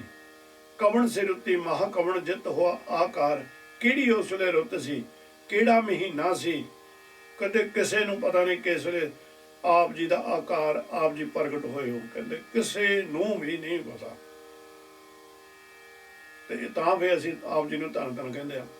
ਕਹਿੰਦੇ ਵੇਲ ਨਾ ਪਾਈਆ ਪੰਡਤੀ ਜੇ ਹੋਵੇ ਲੇਖ ਪੁਰਾਣ। ਕਹਿੰਦੇ ਜੇ ਕਿਤੇ ਆ ਪੰਡਤਾਂ ਨੂੰ ਪਤਾ ਲੱਗ ਜਾਂਦਾ ਨਾ, ਇਹਨਾਂ ਨੇ ਪੁਰਾਣਾਂ ਦੇ ਵਿੱਚ ਲਿਖ ਦੇਣਾ ਸੀਗਾ ਵੀ ਆਹ ਵੇਲੇ ਉਹਦਾ ਆਕਾਰ ਹੋਇਆ, ਇਸ ਵੇਲੇ ਪਰਮਾਤਮਾ ਬਣਿਆ। ਕਹਿੰਦੇ ਜੇ ਵੇਲ ਨਾ ਪਾਈਆ ਪੰਡਤੀ, ਜੇ ਕਿਤੇ ਪੰਡਤਾਂ ਨੂੰ ਪਤਾ ਲੱਗ ਜਾਂਦਾ, ਕਹਿੰਦੇ ਇਹਨੂੰ ਪੁਰਾਣਾਂ ਦੇ ਵਿੱਚ ਲਿਖ ਦੇਣਾ ਸੀ। ਵਕਤ ਨਾ ਪਾਈਓ ਕਾਦੀਆ ਜੇ ਲਿਖਣ ਲੇਖ ਕਰਾਣ। ਕਹਿੰਦੇ ਜੇ ਕਿਤੇ ਸਮੇਂ ਦਾ ਪਤਾ ਲੱਗ ਜਾਂਦਾ ਨਾ, ਇਹ ਕਾਦੀਆਂ ਨੂੰ ਕਹਿੰਦੇ ਸਮੇਂ ਦਾ ਪਤਾ ਲੱਗ ਜਾਂਦਾ, ਇਹਨੇ ਕਹਿੰਦੇ ਪੁਰਾਣ ਦੇ ਵਿੱਚ, ਕੁਰਾਨ ਦੇ ਵਿੱਚ ਲਿਖ ਦੇਣਾ ਸੀ, ਕੁਰਾਨ ਸ਼ਰੀਫ ਦੇ ਵਿੱਚ ਲਿਖ ਦੇਣਾ ਸੀ। ਥਿਤ ਵਾਰ ਨਾ ਜੋਗੀ ਜਾਣੇ ਰੁੱਤ ਮਾਹੋ ਨਾ ਕੋਈ। ਕਹਿੰਦੇ ਜੋਗੀ ਬੜਾ ਜ਼ੋਰ ਲਾ ਚੁੱਕੇ ਨੇ, ਬੜੇ ਇਹਨਾਂ ਨੇ ਪੱਠੇ ਪੱਠੇ ਆਸਣ ਕੀਤੇ ਨੇ, 84 ਆਸਣ ਦੀ ਗੱਲ ਕੀਤੀ। ਕਦੇ ਬੜੇ ਔਖੇ ਔਖੇ ਆਸਣ ਲਾਏ, ਪਰ ਇਹਨਾਂ ਨੂੰ ਵੀ ਕੋਈ ਪਤਾ ਨਹੀਂ ਲੱਗਿਆ ਵੀ ਉਹ ਥਿਤ ਕਿਹੜੀ ਸੀ, ਉਹ ਰੁੱਤ ਕਿਹੜੀ ਸੀ, ਉਹ ਵਾਰ ਕਿਹੜਾ ਸੀ, ਦਿਨ ਕਿਹੜਾ ਸੀ। ਜੇ ਇਹ ਇਹਨਾਂ ਨੂੰ ਪਤਾ ਹੁੰਦਾ, ਇਹਨਾਂ ਨੂੰ ਵੀ ਸੰਸਾਰ ਨੂੰ ਗਿਆਨ ਦੇ ਦੇਣਾ ਸੀ। ਇਹਨਾਂ ਨੂੰ ਰੁੱਤ ਦਾ ਵੀ ਨਹੀਂ ਪਤਾ ਲੱਗਾ, ਮਹੀਨੇ ਦਾ ਵੀ ਕੋਈ ਨਹੀਂ ਪਤਾ ਲੱਗਾ, ਇਹ ਵੀ ਬਿਲਕੁਲ ਨਹੀਂ ਜਾਣਦੇ। ਜਾਂ ਕਰਤਾ ਸਿੱਧੀ ਕਿਉਂ ਸਾਜੇ ਆਪੇ ਜਾਣੇ ਸੋਏ। ਕਹਿੰਦੇ ਜਿਸ ਨੇ ਸ੍ਰਿਸ਼ਟ ਬਣਾਈ, 84 ਲੱਖ ਜੂਨ ਬਣਾਈ, ਲੱਖਾਂ ਦਰਿਆ ਤਲਾਬ ਸਮੁੰਦਰ ਬਣਾਏ। ਸਤਿਗੁਰ ਨੇ ਸੱਚੇ ਉਹ ਸਾਜੇ, ਉਹ ਆਪ ਹੀ ਜਾਣਦਾ। ਕਿਵ ਕਰ ਆਖਾਂ ਕਿਵ ਸਲਾਹੀ, ਕਿਉਂ ਵਰਣੀ ਕਿਵ ਜਾਣਾ। ਕਹਿੰਦੇ ਕਿਸ ਤਰ੍ਹਾਂ ਮੈਂ ਆਖ ਸਕਾਂ, ਕਿਸ ਤਰ੍ਹਾਂ ਆਖ ਸਕਾਂ। ਮਾਲਕਾ ਕਿਸ ਤਰ੍ਹਾਂ ਆਖਾਂ, ਮੈਂ ਕਿਸ ਤਰ੍ਹਾਂ ਬਿਆਨ ਕਰਾਂ। ਅਕਾਲ ਪੁਰਖ ਤੇਰੀ ਵਡਿਆਈ ਕਿਸ ਤਰ੍ਹਾਂ ਕਰਾਂ, ਕਿਸ ਤਰ੍ਹਾਂ ਤੇਰੀ ਸਿਫਤ ਸਲਾਹ ਕਰਾਂ। ਮੈਨੂੰ ਤਾਂ ਕੋਈ ਸਮਝ ਨਹੀਂ ਆਉਂਦੀ, ਕਿੱਦਾਂ ਮੈਂ ਤੇਰੀ ਸਿਫਤ ਸਲਾਹ ਕਰਾਂ, ਕਿਸ ਤਰ੍ਹਾਂ ਮੈਂ ਤੇਰੇ ਉੱਤੇ ਤੂੰ ਕੁਰਬਾਨ ਜਾਵਾਂ, ਵਾਰਨ ਜਾਵਾਂ ਤੇਰੇ ਉੱਤੇ। ਮੈਨੂੰ ਕੋਈ ਪਤਾ ਨਹੀਂ ਲੱਗ ਰਿਹਾ ਸਤਿਗੁਰੂ। ਨਾਨਕ ਆਖਣ ਸਭ ਕੋ ਆਖੇ, ਇੱਕ ਦੋ ਇੱਕ ਸਿਆਣਾ ਕਹਿੰਦੇ, ਪਰ ਸੰਸਾਰ ਤੇ ਸਭ ਮਾਲਕ ਜਿਵੇਂ ਬੜੇ ਦੇਖੇ, ਕਹਿੰਦੇ ਉਹ ਇੱਕ ਤੋਂ ਇੱਕ ਸਿਆਣਾ ਬਣਨ ਦੀ ਕੋਸ਼ਿਸ਼ ਕਿਉਂ ਕਰ ਰਿਹਾ। ਆਪਣੇ ਆਪ ਨੂੰ ਇੱਕ ਤੋਂ ਦੂਜੇ ਤੋਂ ਆਪਣੇ ਆਪ ਨੂੰ ਸਿਆਣਾ ਤੋਂ ਸਿਆਣਾ ਖਵਾਈ ਜਾ ਰਿਹਾ। ਕਹਿੰਦੇ ਪਰ ਵੱਡਾ ਸਾਹਿਬ ਵੱਡੀ ਨਾਏ ਕੀਤਾ ਜਾ ਕਾ ਹੋਵੇ। ਕਹਿੰਦੇ ਵੱਡਾ ਸਾਹਿਬ ਨਿਰੰਕਾਰ ਦਾ ਕਿਸੇ ਨੂੰ ਵੀ ਪਤਾ ਨਹੀਂ, ਕਿੱਡਾ ਕੋ ਉੱਚਾ ਤੇ ਸੁੱਚਾ, ਕਿੱਡਾ ਕੋ ਦਾ ਆਕਾਰ ਹੈ। ਤੇ ਉਹ ਆਪ ਹੀ ਸਭ ਤੋਂ ਵੱਡਾ ਹੈ, ਆਪ ਹੀ ਸਭ ਦਾ ਕਰਤਾ ਹੈ। ਤੇ ਵੱਡੀ ਨਾਈ ਉਹਦਾ ਨਾਮ ਵੀ ਸਭ ਤੋਂ ਉੱਚਾ ਸੁੱਚਾ ਹੈ। ਕੀਤਾ ਜਾ ਕੇ ਹੋਵੇ ਸਭ ਕੁਛ। ਇਹ ਜਿਹੜੇ ਤਿੰਨੇ ਭਵਨ ਨੇ, ਤਿੰਨੇ ਸਮੇਂ ਨੇ, ਕਹਿੰਦੇ ਸਭ ਕੁਛ ਉਸ ਦੇ ਹੀ ਬਣਾਏ ਹੋਏ ਨੇ। ਨਾਨਕ ਜੇ ਕੋ ਆਪੋ ਜਾਣੇ, ਅੱਗੇ ਗਾਹ ਨਾ ਸੋਏ। ਨਿਰੰਕਾਰ ਸੱਚੇ ਪਾਤਸ਼ਾਹ ਕਹਿੰਦੇ ਨੇ, ਜੇ ਕੋਈ ਮਨੁੱਖ ਆਪਣੀ ਅਕਲ ਦੇ ਘੋੜੇ ਦੜਾ ਦੜਾ ਕੇ ਇਹ ਕਹਿਣ ਦੀ ਕੋਸ਼ਿਸ਼ ਕਰ ਸਕੇ ਵੀ ਮੈਂ ਅਕਾਲ ਪੁਰਖ ਦੀਆਂ ਵਡਿਆਈਆਂ ਦਾ ਅੰਤ ਪਾ ਸਕਦਾ ਹਾਂ, ਕਹਿੰਦੇ ਉਹ ਫਿਰ ਅਕਾਲ ਪੁਰਖ ਦੇ ਦਰ ਦੇ ਉੱਤੇ ਆਦਰ ਨਹੀਂ, ਉਹਨੂੰ ਸਿਆਣਾ ਨਹੀਂ ਕਿਹਾ ਜਾਂਦਾ। ਅੱਗੇ ਉਸ ਨੂੰ ਫਿਰ ਕਿਸੇ ਤਰ੍ਹਾਂ ਦੀ ਮਾਣ ਵਡਿਆਈ ਨਹੀਂ ਮਿਲਦੀ। ਪਤਾਲਾ ਪਤਾਲ ਲੱਖ ਆਗਾਸਾਂ ਆਗਾਸ, ਨਿਰੰਕਾਰ ਸੱਚੇ ਪਾਤਸ਼ਾਹ ਦੀ ਕੀ ਵਡਿਆਈ ਆਪਾਂ ਕਰ ਸਕਦੇ ਹਾਂ। ਸਤਿਗੁਰ ਸੱਚੇ ਪਾਤਸ਼ਾਹ ਦੀ ਕਿਸ ਤਰ੍ਹਾਂ ਆਪਾਂ ਸਿਫਤ ਕਰ ਸਕਦੇ ਹਾਂ। ਕਹਿੰਦੇ ਮੈਂ ਉਹਦੀ ਕਿਹੜੇ ਰੂਪ ਦੇ ਨਾਲ ਸਿਫਤ ਕਰਾਂ, ਜਿਸ ਨੇ ਬੇਅੰਤ ਪਤਾਲ ਬਣਾਏ ਨੇ। ਪਤਾਲਾ ਪਤਾਲ ਲੱਖ ਆਗਾਸਾਂ ਆਗਾਸ। ਔਰ ਇਸਲਾਮ ਮਤ ਦੇ ਵਿੱਚ 7 ਪਤਾਲ ਤੇ 7 ਆਕਾਸ਼ ਦੀ ਗੱਲ ਕੀਤੀ। ਕਈ ਜਗ੍ਹਾ ਦੇ ਉੱਤੇ ਇਹਦੇ ਵਿੱਚ ਵੀ 14 ਧਰਤੀਆਂ ਦਾ ਮਹਾਰਾਜ ਸੱਚੇ ਪਾਤਸ਼ਾਹ ਇੱਕ ਦੋ ਜਗ੍ਹਾ ਦੇ ਉੱਤੇ ਜ਼ਿਕਰ ਜ਼ਰੂਰ ਕਰਦੇ ਨੇ। 10ਵੇਂ ਪਾਤਸ਼ਾਹ ਦੀ ਜਿਹੜੀ ਬਾਣੀ ਹੈ ਉਹਦੇ ਵਿੱਚ ਵੀ ਜ਼ਿਕਰ ਕੀਤਾ ਗਿਆ ਹੈ। ਪਰ ਇੱਥੇ ਮਹਾਰਾਜ ਸੱਚੇ ਪਾਤਸ਼ਾਹ ਕਹਿੰਦੇ ਨੇ ਪਾਤਾਲਾਂ ਪਤਾਲ ਲੱਖ ਆਗਾਸਾਂ ਆਗਾਸ। ਪਤਾਲ ਸਮੁੰਦਰ ਦੇ ਥੱਲੇ ਦੀ ਜਿਹੜੀ ਧਰਤੀ, ਕਹਿੰਦੇ ਅਨੇਕਾਂ ਹੀ ਨੇ, ਬੇਅੰਤ ਨੇ, ਲੱਖਾਂ ਹੀ ਨੇ, ਤੇ ਲੱਖਾਂ ਹੀ ਆਕਾਸ਼ ਨੇ। ਓੜਕ ਓੜਕ ਭਾਲਤ ਕੇ ਵੇਦ ਕਹਿਣ ਇੱਕ ਬਾਤ। ਕਹਿੰਦੇ ਕੀ ਹੋਇਆ, ਬੜੇ ਲੋਕ ਇਦੋਂ ਇਹ ਸੰਸਾਰ ਦੇ ਉੱਤੇ ਆਏ, ਬੜੇ ਰਿਸ਼ੀ ਮੁਨੀ ਆਏ, ਬੜੇ ਜਪੇ ਤਪੀ ਆਏ, ਜਿਨ੍ਹਾਂ ਨੇ ਬੜੇ ਧਿਆਨ ਲਾ ਲਾ ਕੇ ਦੇਖਿਆ, ਪਰ ਉਹਨਾਂ ਨੂੰ ਵੀ ਕੋਈ ਇਸ ਦਾ ਗਿਆਨ ਨਹੀਂ ਮਿਲਿਆ। ਓੜਕ ਓੜਕ ਭਾਲਤ ਕੇ ਵੇਦ ਕਹਿਣ ਇੱਕ ਬਾਤ। ਕਹਿੰਦੇ ਵੇਦਾਂ ਦੇ ਵਿੱਚ ਇੱਕੋ ਹੀ ਬਾਤ ਲਿਖੀ, ਇੱਕੋ ਹੀ ਗੱਲ ਲਿਖੀ ਗਈ, ਇਹਦਾ ਗਿਆਨ ਨਹੀਂ ਦੇ ਸਕੇ ਵੇਦ ਵੀ। ਸਾਸ 18 ਕਹਿਣ ਕਤੇਬਾ, ਅਸਲੂ ਇੱਕ ਧਾਤ। ਸਾਸ 18 ਕਹਿੰਦੇ ਕਹਿਣ ਕਤੇਬਾ। ਇੱਥੇ 18 ਜਿਹੜੇ 18 ਸਹਿਸ ਦਾ ਮਤਲਬ ਨਿਕਲਦਾ ਹੈ 18,000 ਆਲਮ। ਇਹ ਵੈਸੇ ਇਸਲਾਮ ਮਤ ਦੇ ਨਾਲ ਥੋੜ੍ਹਾ ਜਿਹਾ ਜੋੜਿਆ ਹੋਇਆ ਹੈ। ਕਹਿਣ ਕਤੇਬਾ 18,000 ਆਲਮ। ਇਹ ਕਤੇਬਾਂ ਜਿਹੜੇ ਇਹਨਾਂ ਦੇ ਧਰਮ ਦੇ ਗ੍ਰੰਥ ਨੇ, ਉਹ ਕਹਿ ਰਹੇ ਨੇ ਇਸਲਾਮ ਮਤ ਦੇ ਵਿੱਚ ਜਿਹੜੀਆਂ ਇਹਨਾਂ ਦੀਆਂ 4 ਕਿਤਾਬਾਂ ਨੇ, ਜਿੱਦਾਂ ਕੁਰਾਨ, ਅੰਜੀਲ, ਤੌਰੇਤ ਤੇ ਜੰਬੂਰ, ਇਹ ਜਿਹੜੇ ਨੇ ਮੁੜ ਅਸਲੂ ਕਹਿੰਦੇ ਨੇ ਮੁੜ ਤੋਂ। ਕਹਿੰਦੇ ਵੀ ਕੀ ਕਰਦੇ ਨੇ ਕਿ ਈਸਾਈ ਮਤ ਤੇ ਮੁਸਲਮਾਨ ਮਤ ਦੇ ਜਿਹੜੇ 4 ਕਿਤਾਬਾਂ ਨੇ ਨਾ, ਕਤੇਬ ਨੇ ਜਾਂ ਧਰਮ ਦੇ ਗ੍ਰੰਥ ਨੇ, ਉਹ ਕਹਿੰਦੇ ਨੇ ਵੀ ਕੁੱਲ 18,000 ਆਲਮ ਹੈ। जिन्हां दा मुੱਢ एक अकाल पुरख है। ਇਹ 18,000 आलम ਜਿਹੜੇ ਨੇ 18,000 ਵੱਖਰੇ ਵੱਖਰੇ ਫਿਰਕੇ ਨੇ, ਕਹਿੰਦੇ ਉਹਨਾਂ ਦਾ ਮੁੱਢ ਇਹਨਾਂ 18,000 ਆਲਮ ਨੂੰ ਬਣਾਉਣ ਵਾਲਾ ਜਿਹੜਾ ਹੈ। ਆਲਮ ਬਾਰੇ ਮੈਂ ਥੋੜਾ ਜਿਹਾ ਗਾਂਹ ਜਾ ਕੇ ਗਿਆਨ ਦੇਵਾਂਗਾ। ਇਹ ਜਿਸ ਵੇਲੇ ਮਾੜਾ ਜਿਹਾ ਹੋਰ ਖੁੱਲਾ ਜਿਹਾ ਸਮਾਂ ਆਪਣੇ ਕੋਲ ਹੋਇਆ ਤੇ ਉੱਥੇ ਆਲਮ ਦਾ ਜ਼ਰੂਰ ਜ਼ਿਕਰ ਕਰਾਂਗੇ ਵੀ ਆਲਮ ਨੂੰ ਕਿਹੜੇ ਰੂਪ ਦੇ ਵਿੱਚ ਮਹਾਰਾਜ ਨੇ ਸੱਚੇ ਪਾਤਸ਼ਾਹ ਨੇ ਆਲਮ ਕਿਹਨੂੰ ਆਖਿਆ ਹੈ। ਪਰ ਕਹਿੰਦੇ ਗੱਲ ਤਾਂ ਇਹ ਆ ਵੀ ਉਹ ਨਿਰੰਕਾਰ ਸੱਚੇ ਪਾਤਸ਼ਾਹ ਨੂੰ ਬੜਾ ਕੁਛ ਇਹਨਾਂ ਨੇ ਲਿਖ ਦਿੱਤਾ। ਲੇਖਾ ਕਰਦਿਆਂ ਕਰਦਿਆਂ ਇਹ ਖੁਦ ਖਤਮ ਹੋ ਗਿਆ, ਖੁਦ ਖਤਮ ਹੋ ਗਿਆ। ਤੇ ਅਸਲ ਵਿੱਚ ਗੱਲ ਕਹਿੰਦੇ ਇਹੀ ਆ ਕਿ ਲੇਖਾ ਹੋਏ ਤਾਂ ਲਿਖੀਏ, ਲਿਖੇ ਹੋਏ ਮਨਾਸ। ਕਹਿੰਦੇ ਜੇ ਉਹਦਾ ਕੋਈ ਲੇਖਾ ਹੋਊਗਾ ਤਾਂ ਹੀ ਲਿਖ ਸਕਾਂਗੇ, ਲਿਖਦੇ ਪਰ ਉਹ ਤਾਂ ਲੇਖੇ ਤੋਂ ਬਾਹਰ ਹੈ। ਉਹ ਤਾਂ ਸਾਰਿਆਂ ਦਾ ਲੇਖਾ ਲਿਖਣ ਵਾਲਾ ਆਪ ਹੈ। ਨਾਨਕ ਵੱਡਾ ਆਖੇ ਆਪੇ ਜਾਣੇ ਆਪ। ਗੁਰੂ ਨਾਨਕ ਨਿਰੰਕਾਰ ਸੱਚੇ ਪਾਤਸ਼ਾਹ ਕਹਿੰਦੇ ਨੇ ਉਹਨੂੰ ਹੱਥ ਜੋੜ ਕੇ ਉਹਦੀ ਬੰਦਗੀ ਕਰੋ, ਉਸ ਦੀ ਸਿਫਤ ਸਲਾਹ ਹੀ ਕਰੋ ਕਿ ਉਹ ਸਭ ਤੋਂ ਵੱਡਾ ਉੱਚਾ ਸੁੱਚਾ ਨਿਰੰਕਾਰ ਹੈ, ਆਪਣੇ ਆਪ ਨੂੰ ਖੁਦ ਆਪ ਹੀ ਜਾਣਦਾ ਹੈ। ਸਲਾਹੀ ਸਲਾਹੇ ਇਤੀ ਸੁਰਤ ਨਾ ਪਾਈਆ। ਸਲਾਹੀ ਕਹਿੰਦੇ ਨੇ ਸਿਫਤ ਕਰਨੀ, ਜਿਹੜਾ ਸਲਾਹਣ ਯੋਗ ਹੋਵੇ ਅਕਾਲ ਪੁਰਖ ਹੈ। ਉਹਦੀਆਂ ਵਡਿਆਈਆਂ ਆਖ ਆ ਕੇ ਕਿਸੇ ਮਨੁੱਖ ਨੂੰ ਇਤਨੀ ਸਮਝ ਨਹੀਂ ਪਈ ਕਿ ਅਕਾਲ ਪੁਰਖ ਕਿੱਡਾ ਕੁ ਵੱਡਾ ਹੈ। ਵਾਹਿਗੁਰੂ ਵਾਹਿਗੁਰੂ ਵਾਹਿ ਧੰਨੋ ਮਾਲਕੋ। ਸਲਾਹੀ ਸਲਾਹੇ ਏਤੀ ਸੁਰਤ ਨਾ ਪਾਈਆ। ਬੜੀਆਂ ਸੁਰਤਾਂ ਜੋੜ ਜੋੜ ਕੇ ਵੱਡੇ ਵੱਡੇ ਵਿਗਿਆਨੀਆਂ ਨੇ ਗਿਆਨੀਆਂ ਨੇ ਵਹਿ ਕੇ ਉਹਦੇ ਬਾਰੇ ਸੋਚਿਆ, ਪਰ ਨਹੀਂ ਏਤੀ ਸੁਰਤ ਨਾ ਪਾਈਆ। ਉਸ ਸੁਰਤੀ ਨੂੰ ਪਤਾ ਹੀ ਕੱਖ ਨਹੀਂ ਲੱਗਾ, ਉਹਨਾਂ ਨੂੰ ਪਤਾ ਹੀ ਨਹੀਂ ਲੱਗਿਆ। ਨਦੀਆਂ ਅਤੇ ਵਾਹ ਪਵੇ ਸਮੁੰਦਰਾਂ ਜਾਣੀਆਂ। ਕਹਿੰਦੇ ਇੱਥੇ ਗੱਲ ਇਹ ਇੰਨੀ ਕੀ ਆ ਕਿ ਉਹਨਾਂ ਨੂੰ ਤਾਂ ਇਹਦਾ ਵੀ ਗਿਆਨ ਨਹੀਂ ਕਿ ਕਿੰਨੀਆਂ ਕਿੱਥੇ ਨਦੀਆਂ ਨੇ ਤੇ ਜਿਹੜੀਆਂ ਕਿਹੜੀਆਂ ਕਿਹੜੀਆਂ ਨਦੀਆਂ ਸਮੁੰਦਰ ਦੇ ਵਿੱਚ ਜਾ ਕੇ ਪੈ ਜਾਂਦੀਆਂ ਨੇ। ਨਾ ਤਾਂ ਨਦੀਆਂ ਦਾ ਹੀ ਗਿਆਨ ਦੇ ਸਕੇ, ਨਾ ਸਮੁੰਦਰ ਦਾ ਗਿਆਨ, ਤਾਂ ਬਹੁਤ ਦੂਰ ਦੀ ਗੱਲ ਹੈ। ਸਮੁੰਦਰ ਨਾ ਜਾਣੀਏ, ਸਮੁੰਦਰ ਨੂੰ ਨਹੀਂ ਜਾਣਦੇ ਵੀ ਸਮੁੰਦਰ ਦੀ ਕਿੰਨੀ ਕੁ ਡੂੰਘਾਈ ਆ, ਕਿੰਨਾ ਕੁ ਲੰਬਾ ਹੈ, ਕਿੰਨਾ ਕੁ ਚੌੜਾ। ਸਮੁੰਦਰ ਸਾਧ ਸੁਲਤਾਨ ਗਿਰਿਆ ਸੇਤੀ ਮਾਲ ਧਨ। ਕਹਿੰਦੇ ਜਿਹੜੇ ਸਮੁੰਦਰਾਂ ਦਾ ਪਾਤਸ਼ਾਹ ਸੁਲਤਾਨ, ਹੁਣ ਸਮੁੰਦਰ ਦੇ ਵਿੱਚ ਕਿੰਨੇ ਕੁ ਹੀਰੇ ਮੋਤੀ ਨੇ, ਕਿੰਨੇ ਕੁ ਪਹਾੜ ਨੇ, ਕਿੰਨੇ ਕੁ ਨੇ, ਕਿੰਨਾ ਕੁ ਉਹਦੇ ਵਿੱਚ ਮਹਾਰਾਜ ਨੇ ਮਹਿੰਗੇ ਤੋਂ ਮੇਰੇ ਹੀਰੇ ਮੋਤੀ ਰੱਖੇ ਹੋਏ ਨੇ, ਧਨ। ਕਿਸੇ ਨੂੰ ਇਹਦਾ ਗਿਆਨ ਨਹੀਂ।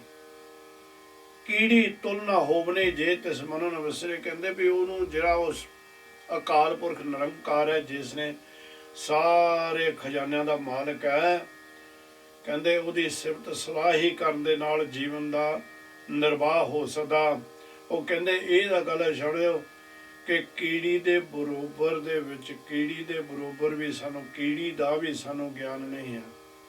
ਕਹਿੰਦੇ ਉਹ ਕੀੜੀ ਜਿਹੜੀ ਕਿਤੇ ਅਕਾਲ ਪੁਰਖ ਦੀ ਬੰਦਗੀ ਕਰਨ ਲੱਗ ਪਵੇ ਨਾ, ਕਹਿੰਦੇ ਉਹਦੇ ਬਰਾਬਰ ਵੀ ਕੋਈ ਨਹੀਂ ਹੋ ਸਕਦਾ। ਤੇ ਕੀੜੀ ਤੁਲ ਨਾ ਹੋਵਨੀ ਜੇ ਤਿਸ ਮਨੋ ਨਾ ਵਿਸਰੈ। ਨਾਲ ਦੂਸਰਾ ਰੂਪ ਇਹ ਵੀ ਦੱਸਦੇ ਨੇ ਮਹਾਰਾਜ ਵੀ ਜਿਹਨੇ ਮਨੋ ਨਿਰੰਕਾਰ ਸੱਚੇ ਪਾਤਸ਼ਾਹ ਨੂੰ ਨਹੀਂ ਵਿਸਾਰਿਆ, ਜੇ ਤਿਸ ਮਨੋ ਨਾ ਵਿਸਰੈ। ਜੇ ਨਿੱਕੀ ਤੋਂ ਨਿੱਕੀ ਕੀੜੀ ਆ, ਕੀੜੀ ਦੇ ਬਰੋਬਰ ਵੀ ਜੀਵ ਖੜਾ ਨਹੀਂ ਹੋ ਸਕਦਾ ਜੇ ਕੀੜੀ ਦੇ ਮਨ ਦੇ ਵਿੱਚ ਉਹ ਨਹੀਂ ਵਿਸਰਿਆ। ਅੰਤ ਨਾ ਸਿਫਤੀ ਕਹਿਣ ਨਾ ਅੰਤ। ਜਿੰਨੀਆਂ ਮਰਜ਼ੀ ਸਿਫਤਾਂ ਕਰ ਲਓ, ਜਿੰਨੀਆਂ ਮਰਜ਼ੀ ਸਲਾਹਾਂ ਕਰ ਲਓ, ਉਹਦਾ ਅੰਤ ਨਹੀਂ ਪਾਇਆ ਜਾ ਸਕਦਾ। ਅੰਤ ਨਾ ਸਿਫਤੀ, ਸਿਫਤਾਂ ਨਾਲ ਅੰਤ ਨਹੀਂ ਪਾਉਣਾ ਤੇ ਕਹਿਣ ਦੇ ਨਾਲ ਵੀ ਅੰਤ ਨਹੀਂ ਉਹਦਾ ਪਾਇਆ ਜਾ ਸਕਣਾ। ਅੰਤ ਨਾ ਕਰਨਾ ਦੇਣ ਨਾ ਅੰਤ। ਉਹ ਕਹਿੰਦੇ ਕੋਈ ਵੀ ਕਾਰਜ ਕਰ ਲਓ, ਜਿੰਨੇ ਮਰਜ਼ੀ ਕਾਰਜ ਕਰਕੇ ਦੇ ਲਓ, ਉਹਦਾ ਅੰਤ ਨਹੀਂ ਪਾਇਆ ਜਾ ਸਕਦਾ।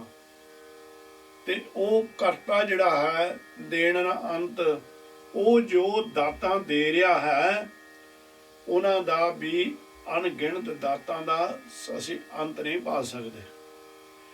ਅੰਤ ਨਾ ਵੇਖਣ ਸੁਣਨ ਨਾ ਅੰਤ, ਕਹਿੰਦੇ ਵੇਖਣ ਦੇ ਨਾਲ ਵੀ ਉਹਦਾ ਅੰਤ ਨਹੀਂ ਪਾਇਆ ਜਾ ਸਕਦਾ ਤੇ ਸੁਣਨ ਦੇ ਨਾਲ ਵੀ ਉਹ ਅਕਾਲ ਪੁਰਖ ਦਾ ਅੰਤ ਨਹੀਂ ਪਾਇਆ ਜਾ ਸਕਦਾ। ਅੰਤ ਨਾ ਜਾਪੇ ਕਿਆ ਮਨਮੰਤ, ਕਹਿੰਦੇ ਜਿੰਨਾ ਮਰਜੀ ਉਹਦੀ ਸਿਫਤ ਸਲਾਹ ਕਰ ਲਈਏ, ਜਿੰਨਾ ਮਰਜੀ ਉਸ ਨੂੰ ਜਪੀ ਜਾਈਏ, ਜਿੰਨੇ ਮਰਜੀ ਮੰਤਰਾਂ ਦਾ ਗਿਆਨ ਕਰੀ ਚਲੀਏ, ਮਨ ਦੇ ਵਿੱਚ ਵਸਾ ਲਈਏ, ਪਰ ਉਹਦਾ ਅੰਤ ਨਹੀਂ ਪਾਇਆ ਜਾ ਸਕਦਾ। ਉਹ ਬੇਅੰਤ ਹੈ। ਅੰਤ ਨਾ ਜਾਪੈ ਕੀਤਾ ਆਕਾਰ, ਕਹਿੰਦੇ ਉਹ ਅਕਾਲ ਪੁਰਖ ਨਿਰੰਕਾਰ ਸੱਚੇ ਪਾਤਸ਼ਾਹ ਦਾ ਜਿਹੜਾ ਇਹ ਸੰਸਾਰ ਹੀ ਬਣਾਇਆ ਹੋਇਆ ਹੈ, ਜੋ ਇਹ ਅਕਾਲ ਪੁਰਖ ਨੇ ਬਣਾਏ ਹੋਏ ਸੰਸਾਰ ਨੂੰ ਆਪਾਂ ਦੇਖਦੇ ਹਾਂ, ਸੰਸਾਰ ਦੇ ਉੱਤੇ ਵਸਤੂਆਂ ਦੇਖਦੇ ਹਾਂ, ਕਹਿੰਦੇ ਉਹਨਾਂ ਦਾ ਹੀ ਅਸੀਂ ਅੰਤ ਨਹੀਂ ਪਾ ਸਕਦੇ। ਅਕਾਲ ਪੁਰਖ ਤਾਂ ਬਹੁਤ ਦੂਰ ਦੀ ਗੱਲ ਹੈ ਨਾ। ਅੰਤ ਨਾ ਜਾਪੇ ਪਾਰਾਵਾਰ, ਤਾਂ ਕਹਿੰਦੇ ਫਿਰ ਕੀ ਹੁੰਦਾ ਨਾ, ਅੰਤ ਨਹੀਂ। ਜਿੰਨਾ ਮਰਜੀ ਗਿਆਨ ਦੇ ਘੋੜੇ ਦੜਾ ਕੇ ਦੇ ਲਓ, ਜਿੰਨਾ ਮਰਜੀ ਦਿਮਾਗ ਨੂੰ ਜਿੱਦਾਂ ਮਰਜੀ ਤੋੜ ਕੇ ਦੇ ਲਓ, ਉਹਦਾ ਨਾ ਆਦ ਪਤਾ ਲੱਗਦਾ ਤੇ ਨਾ ਅੰਤ ਦਾ ਹੀ ਪਤਾ ਲੱਗਦਾ ਹੈ ਸਾਨੂੰ। ਸੋ ਤੁਮਾਰੇ ਕਹਿੰਦੇ ਨੇ ਅੰਤ ਨਾ ਜਾਪੇ ਕੀਤਾ ਆਕਾਰ। ਤੇ ਇਹ ਸਤਿਗੁਰ ਸੱਚੇ ਪਾਤਸ਼ਾਹ ਜੀ ਜਦੋਂ ਰਹਿਮਤ ਅੰਤ ਦੀ ਕਰਦੇ ਨੇ, ਅੰਤ ਨਾ ਜਾਪੇ ਕੀਤਾ ਆਕਾਰ, ਉਹਦੀ ਕੁਦਰਤ ਦਾ ਵੀ ਅਸੀਂ ਤਾਂ ਉਹਦਾ ਪਸਾਰ ਆਦ ਅੰਤ ਦਾ ਸਾਨੂੰ ਕੋਈ ਗਿਆਨ ਨਹੀਂ। ਅੰਤ ਨਾ ਜਾਪੇ ਪਾਰਾਵਾਰ, ਉਹ ਕਿੱਡਾ ਕੁੱਚਾ ਲੰਬਾ ਹੈ, ਉਹਦਾ ਕਿਸੇ ਨੂੰ ਕੋਈ ਗਿਆਨ ਨਹੀਂ। ਅੰਤ ਕਾਰਨ ਕੇਤੇ ਬੁਲਾਏ, ਅੰਤ ਕਹਿਣ ਲਈ, ਅੰਤ ਪ੍ਰਾਪਤ ਕਰਨ ਲਈ ਬੜੇ ਇੱਥੇ ਆਣ ਕੇ ਬਿਲਕਦੇ, ਬੜੇ ਇੱਥੇ ਬਿਲਕਦੇ, ਤਰਲੇ ਮਾਰਦੇ ਮਾਰਦੇ ਜੀਵ ਜਾ ਚੁੱਕੇ ਨੇ ਇੱਥੋਂ। ਅੰਤ ਕਾਰਨ ਵੀ ਅਸੀਂ ਕਿਸੇ ਨਾ ਕਿਸੇ ਤਰ੍ਹਾਂ ਉਹਦਾ ਅੰਤ ਪਾ ਲਈਏ, ਬੜੇ ਕਹਿੰਦੇ ਜਾ ਚੁੱਕੇ ਨੇ ਇੱਥੋਂ, ਤਾਂ ਕਿ ਅੰਤ ਨਾ ਪਾਏ ਜਾਏ। ਪਰ ਪਰਮਾਤਮਾ ਦਾ ਅੰਤ ਉਹਨਾਂ ਨੇ ਵੀ ਨਹੀਂ ਪਾਇਆ। ਆਪਣੇ ਆਪ ਨੂੰ ਵੱਡੇ ਤੋਂ ਵੱਡੇ ਦੇਵਤੇ ਖੁਆਏ, ਆਪਣੇ ਆਪ ਨੂੰ ਵੱਡੇ ਅਸੁਰ ਨੈਣ ਤੋਂ ਖੁਆਏ, ਹਰਨਾਕਸ਼ ਵਰਗੇ, ਪਰ ਉਹ ਅਕਾਲ ਪੁਰਖ ਦਾ ਅੰਤ ਨਹੀਂ ਪਾ ਸਕੇ। ਇਹੋ ਅੰਤ ਨਾ ਜਾਣੇ ਕੋਈ, ਉਹ ਅਕਾਲ ਪੁਰਖ ਦਾ ਆਦ ਤੇ ਅੰਤ ਦਾ ਕਿਸੇ ਨੂੰ ਗਿਆਨ ਨਹੀਂ ਕਹੀਏ, ਕੋਈ ਨਹੀਂ ਕਹਿ ਸਕਦਾ। ਬਹੁਤਾ ਕਹੀਏ, ਬਹੁਤਾ ਜਿੰਨਾ ਕਹੀ ਜਾਓਗੇ ਉਦੋਂ ਵੱਡਾ ਹੋ। ਜਿੱਥੇ ਹਰ ਇੱਕ ਦੀ ਮਤ ਖਤਮ ਹੋ ਜਾਂਦੀ ਆ, ਉੱਥੇ ਜਾ ਕੇ ਉਹ ਅਕਾਲ ਪੁਰਖ ਦਾ ਗਿਆਨ ਸ਼ੁਰੂ ਹੁੰਦਾ ਹੈ। ਕਹਿੰਦਾ ਜਿੰਨਾ ਉਹਨੂੰ ਕਹੀ ਜਾਓਗੇ ਉਦੋਂ ਵੀ ਵੱਡਾ ਹੋ ਜਾਂਦਾ। ਵੱਡਾ ਸਾਹਿਬ ਉੱਚਾ ਤਾਓ, ਕਹਿੰਦੇ ਵੀ ਉਹ ਤਾਂ ਬਹੁਤ ਉੱਚਾ ਤੇ ਸੁੱਚਾ, ਉਹਦਾ ਆਕਾਰ ਦਾ ਵੀ ਗਿਆਨ ਕਿਸੇ ਨੇ, ਉਹ ਵੱਡਾ ਹੈ, ਉਹ ਤੋਂ ਵੱਡਾ ਹੋਰ ਕੋਈ ਨਹੀਂ। ਤੇ ਜਿੱਥੇ ਉਹਦਾ ਟਿਕਾਣਾ ਉਹ ਵੀ ਉਦੋਂ ਥਾਂ ਇੰਨਾ ਉੱਚਾ ਕਿ ਉਹਦੇ ਉਦੋਂ ਥਾਂ ਵਰਗਾ ਵੀ ਕੋਈ ਨਹੀਂ। ਉੱਚੇ ਉੱਪਰ ਉੱਚਾ ਨਾਮ, ਇਹਨਾਂ ਸਾਰੀਆਂ ਚੀਜ਼ਾਂ ਤੋਂ ਉੱਪਰ ਉਹਦਾ ਨਾਮ ਉੱਚਾ ਹੈ, ਉਹਦਾ ਨਾਮ ਇਹਨਾਂ ਸਾਰੀਆਂ ਚੀਜ਼ਾਂ ਤੋਂ ਉੱਪਰ ਹੈ ਜਿਹੜੇ ਨਾਮ ਦੀ ਆਪਾਂ ਆਰਾਧਨਾ ਕਰਨੀ ਹੈ। ਏਵੜ ਉੱਚਾ ਹੋਵੇ ਕੋਈ, ਕਹਿੰਦੇ ਕੋਈ ਵਿਰਲਾ ਹੀ ਹੈ ਜਿਸ ਨੂੰ ਇਸ ਉੱਚੇ ਦਾ ਜਗ੍ਹਾ ਦਾ ਪ੍ਰਾਪਤੀ ਹੋ ਜਾਂਦੀ। ਏਵੜ ਉੱਚਾ ਹੋਵੇ ਕੋਈ, ਤਿਸ ਉੱਚੇ ਕੋ ਜਾਣੇ ਸੋਏ। ਜਿਹੜਾ ਫੇਰ ਸਤਿਗੁਰ ਦੀ ਬੰਦਗੀ ਕਰਕੇ ਅਕਾਲ ਪੁਰਖ ਦੀ ਰਹਿਮਤ ਨੂੰ ਪਛਾਣ ਲੈਂਦਾ, ਜਨ ਬਣ ਜਾਂਦਾ, ਮੈਂ ਮੇਰੀ ਖਤਮ ਕਰ ਦਿੰਦਾ ਔਰ ਸ਼ਬਦ ਵਿੱਚ ਹੀ ਮਰ ਜਾਂਦਾ ਹੈ, ਉਹ ਅਕਾਲ ਪੁਰਖ ਦਾ ਟਿਕਾਣਾ ਇੰਨਾ ਉੱਚਾ ਸੁੱਚਾ ਹੁੰਦਾ ਹੈ, ਉਹੀ ਸਿਰਫ ਸਮਝ ਸਕਦਾ ਹੈ। ਜੇ ਵੜੇ ਆਪ ਨਿਰੰਕਾਰ, ਜਿੱਡਾ ਆਪ ਹੈ, ਜੇ ਵੜੇ ਆਪ ਤਿਸ ਉੱਚੇ ਕੋ ਜਾਣੇ ਸੋਏ। ਜੇ ਵੜੇ ਆਪ ਜਾਣੇ, ਆਪ ਕਿੱਡਾ ਕੋ ਹੈ, ਕਹਿੰਦੇ ਉਹ ਅਕਾਲ ਪੁਰਖ ਆਪ ਹੀ ਸਿਰਫ ਜਾਣਦਾ ਹੈ। ਨਾਨਕ ਨਦਰੀ ਕਰਮੀ ਦਾਤ। ਮਹਾਰਾਜ ਸੱਚੇ ਪਾਤਸ਼ਾਹ ਇੱਥੇ ਸਮਾਪਤੀ ਕਰਨੀ ਅੱਜ ਆਪਾਂ। ਨਾਨਕ ਨਦਰੀ ਕਰਮੀ ਦਾਤ, ਨਾਨਕ ਨਿਰੰਕਾਰ ਮਿਹਰਬਾਨ ਕਿਰਪਾ ਕਰੇ, ਆਪਣੀ ਨਦਰ ਕਰੇ, ਆਪਣੀ ਰਹਿਮਤ ਕਰੇ, ਤਾਂ ਵੇ ਸਾਨੂੰ ਸ਼ੁਭ ਕਰਮਾਂ ਦੀ ਦਾਤ ਪ੍ਰਾਪਤ ਹੋ ਜਾਂਦੀ ਹੈ। ਤਾਂ ਹੀ ਉਹਦੀ ਕਿਰਪਾ ਦੇ ਨਾਲ ਉਹ ਸ਼ੁਭ ਕਰਮ ਕਰਾਂਗੇ ਤੇ ਉਹਦੀਆਂ ਬਖਸ਼ਿਸ਼ਾਂ ਦੇ ਪਾਤਰ ਬਣ ਜਾਵਾਂਗੇ। ਭਾਵ ਇਹ ਹੈ ਕਿ ਪ੍ਰਭੂ ਬੇਅੰਤ ਗੁਣਾਂ ਦਾ ਮਾਲਕ ਹੈ, ਉਸ ਦੀ ਪੈਦਾ ਕੀਤੀ ਹੋਈ ਰਚਨਾ ਵੀ ਬੇਅੰਤ ਹੈ। ਜਿਉਂ-ਜਿਉਂ ਉਸ ਦੇ ਗੁਣਾਂ ਵੱਲ ਧਿਆਨ ਮਾਰੀਏ, ਉਹ ਹੋਰ ਵੱਡਾ ਪ੍ਰਤੀਤ ਹੋਣ ਲੱਗ ਪੈਂਦਾ, ਆਪਾਂ ਨੂੰ ਹੋਰ ਉੱਚਾ ਸੱਚਾ ਪ੍ਰਾਪਤ ਹੋਣ ਲੱਗ ਪੈਂਦਾ। ਸੰਸਾਰ ਦੇ ਵਿੱਚ ਕੋਈ ਵੀ ਉਸ ਪ੍ਰਭੂ ਵਰਗਾ ਨਾ ਹੈ, ਨਾ ਕੋਈ ਹੋ ਸਕੇਗਾ, ਤੇ ਨਾ ਹੀ ਉਸ ਨੂੰ ਉਹਦੇ ਆਦ ਅੰਤ ਦਾ ਗਿਆਨ ਸਾਨੂੰ ਕੋਈ ਦੱਸ ਸਕਦਾ ਹੈ ਕਿ ਪ੍ਰਭੂ ਕਿੰਨਾ ਕੁ ਵੱਡਾ ਹੈ, ਕਿੰਨਾ ਕੁ ਉੱਚਾ ਹੈ, ਕਿੰਨਾ ਕੁ ਸੁੱਚਾ ਹੈ। ਇੰਨੀ ਹੀ ਸੇਵਾ ਆਪ ਜੀ ਨੇ ਪ੍ਰਵਾਨ ਕਰ ਲੈਣੀ। ਕਿਰਪਾ ਕਰਨੀ ਮਿਹਰਬਾਨ ਦਿਆਲੂ ਕਿਰਪਾਲੂ ਦੀ ਅੱਜ ਇੰਨੀ ਸੇਵਾ ਪ੍ਰਵਾਨ ਕਰਦਿਆਂ ਹੋਇਆਂ ਨੇ ਦਾਸਾਂ ਦੇ ਉੱਤੇ ਮਿਹਰ ਭਰਿਆ ਹੱਥ ਰੱਖਣਾ। ਗੁਰੂ ਨਿਰੰਕਾਰ ਸੱਚੇ ਪਾਤਸ਼ਾਹ ਜੀਓ, ਆਪ ਜੀ ਤੇ ਆਪ ਜੀ ਦੀ ਸੇਵਾ ਕਰਦੇ, ਸੰਗਤ ਦੀ ਸੇਵਾ ਕਰਦੇ ਹਨ ਤੇ ਅਨੇਕਾਂ ਤਰ੍ਹਾਂ ਦੀਆਂ ਭੁੱਲਾਂ ਗਲਤੀਆਂ ਹੋ ਗਈਆਂ ਨੇ। ਅਣਜਾਣ ਸਮਝ ਕੇ ਮਾਫ ਕਰ ਦੇਣਾ। ਗੁਰੂ ਕੀ ਸੰਗਤ ਨੇ ਵੀ ਸਾਡੀਆਂ ਗਲਤੀਆਂ ਨਾਲ ਚੇਤਾਰਨੀਆਂ, ਭਾਵਨਾ ਪਾਉਣੀ, ਪਿਆਰ ਪਾਉਣੇ ਆ, ਜਿਸ ਨਾਲ ਅਸੀਂ ਨਿਰੰਕਾਰ ਦੇ ਦਰ ਘਰ ਦੇ ਉੱਤੇ ਪ੍ਰਵਾਨ ਹੋ ਜਾਈਏ। ਅਸੀਂ ਉਸ ਨੂੰ ਧੰਨ ਧੰਨ ਹੀ ਆਖੇ, ਅੰਤ ਪਾਉਣ ਦੀ ਕੋਸ਼ਿਸ਼ ਨਾ ਕਰੀਏ। ਇਸ ਕਾਰਨ ਕਰਕੇ ਉਹ ਕਰਮ ਬਣਾਈਏ, ਉਹ ਸ਼ੁਭ ਗੁਣ ਕਰੀਏ ਜਿਹੜੇ ਨਿਰੰਕਾਰ ਨੂੰ ਪ੍ਰਵਾਨ ਹੋਣ। ਛੁੱਟੀਆਂ ਬਖਸ਼ੋ, ਭੁੱਲਾਂ ਦੀ ਖਿਮਾ। ਵਾਹਿਗੁਰੂ ਜੀ ਕਾ ਖਾਲਸਾ, ਵਾਹਿਗੁਰੂ ਜੀ ਕੀ ਫਤਿਹ ਜੀ। ਵਾਹਿਗੁਰੂ ਮਿਹਰ ਕਰੋ, ਸਤਿਗੁਰੂ ਦੀ ਬਖਸ਼ੋ। ਅਕਾਲ ਪੁਰਖ ਸੱਚੇ ਪਾਤਸ਼ਾਹ।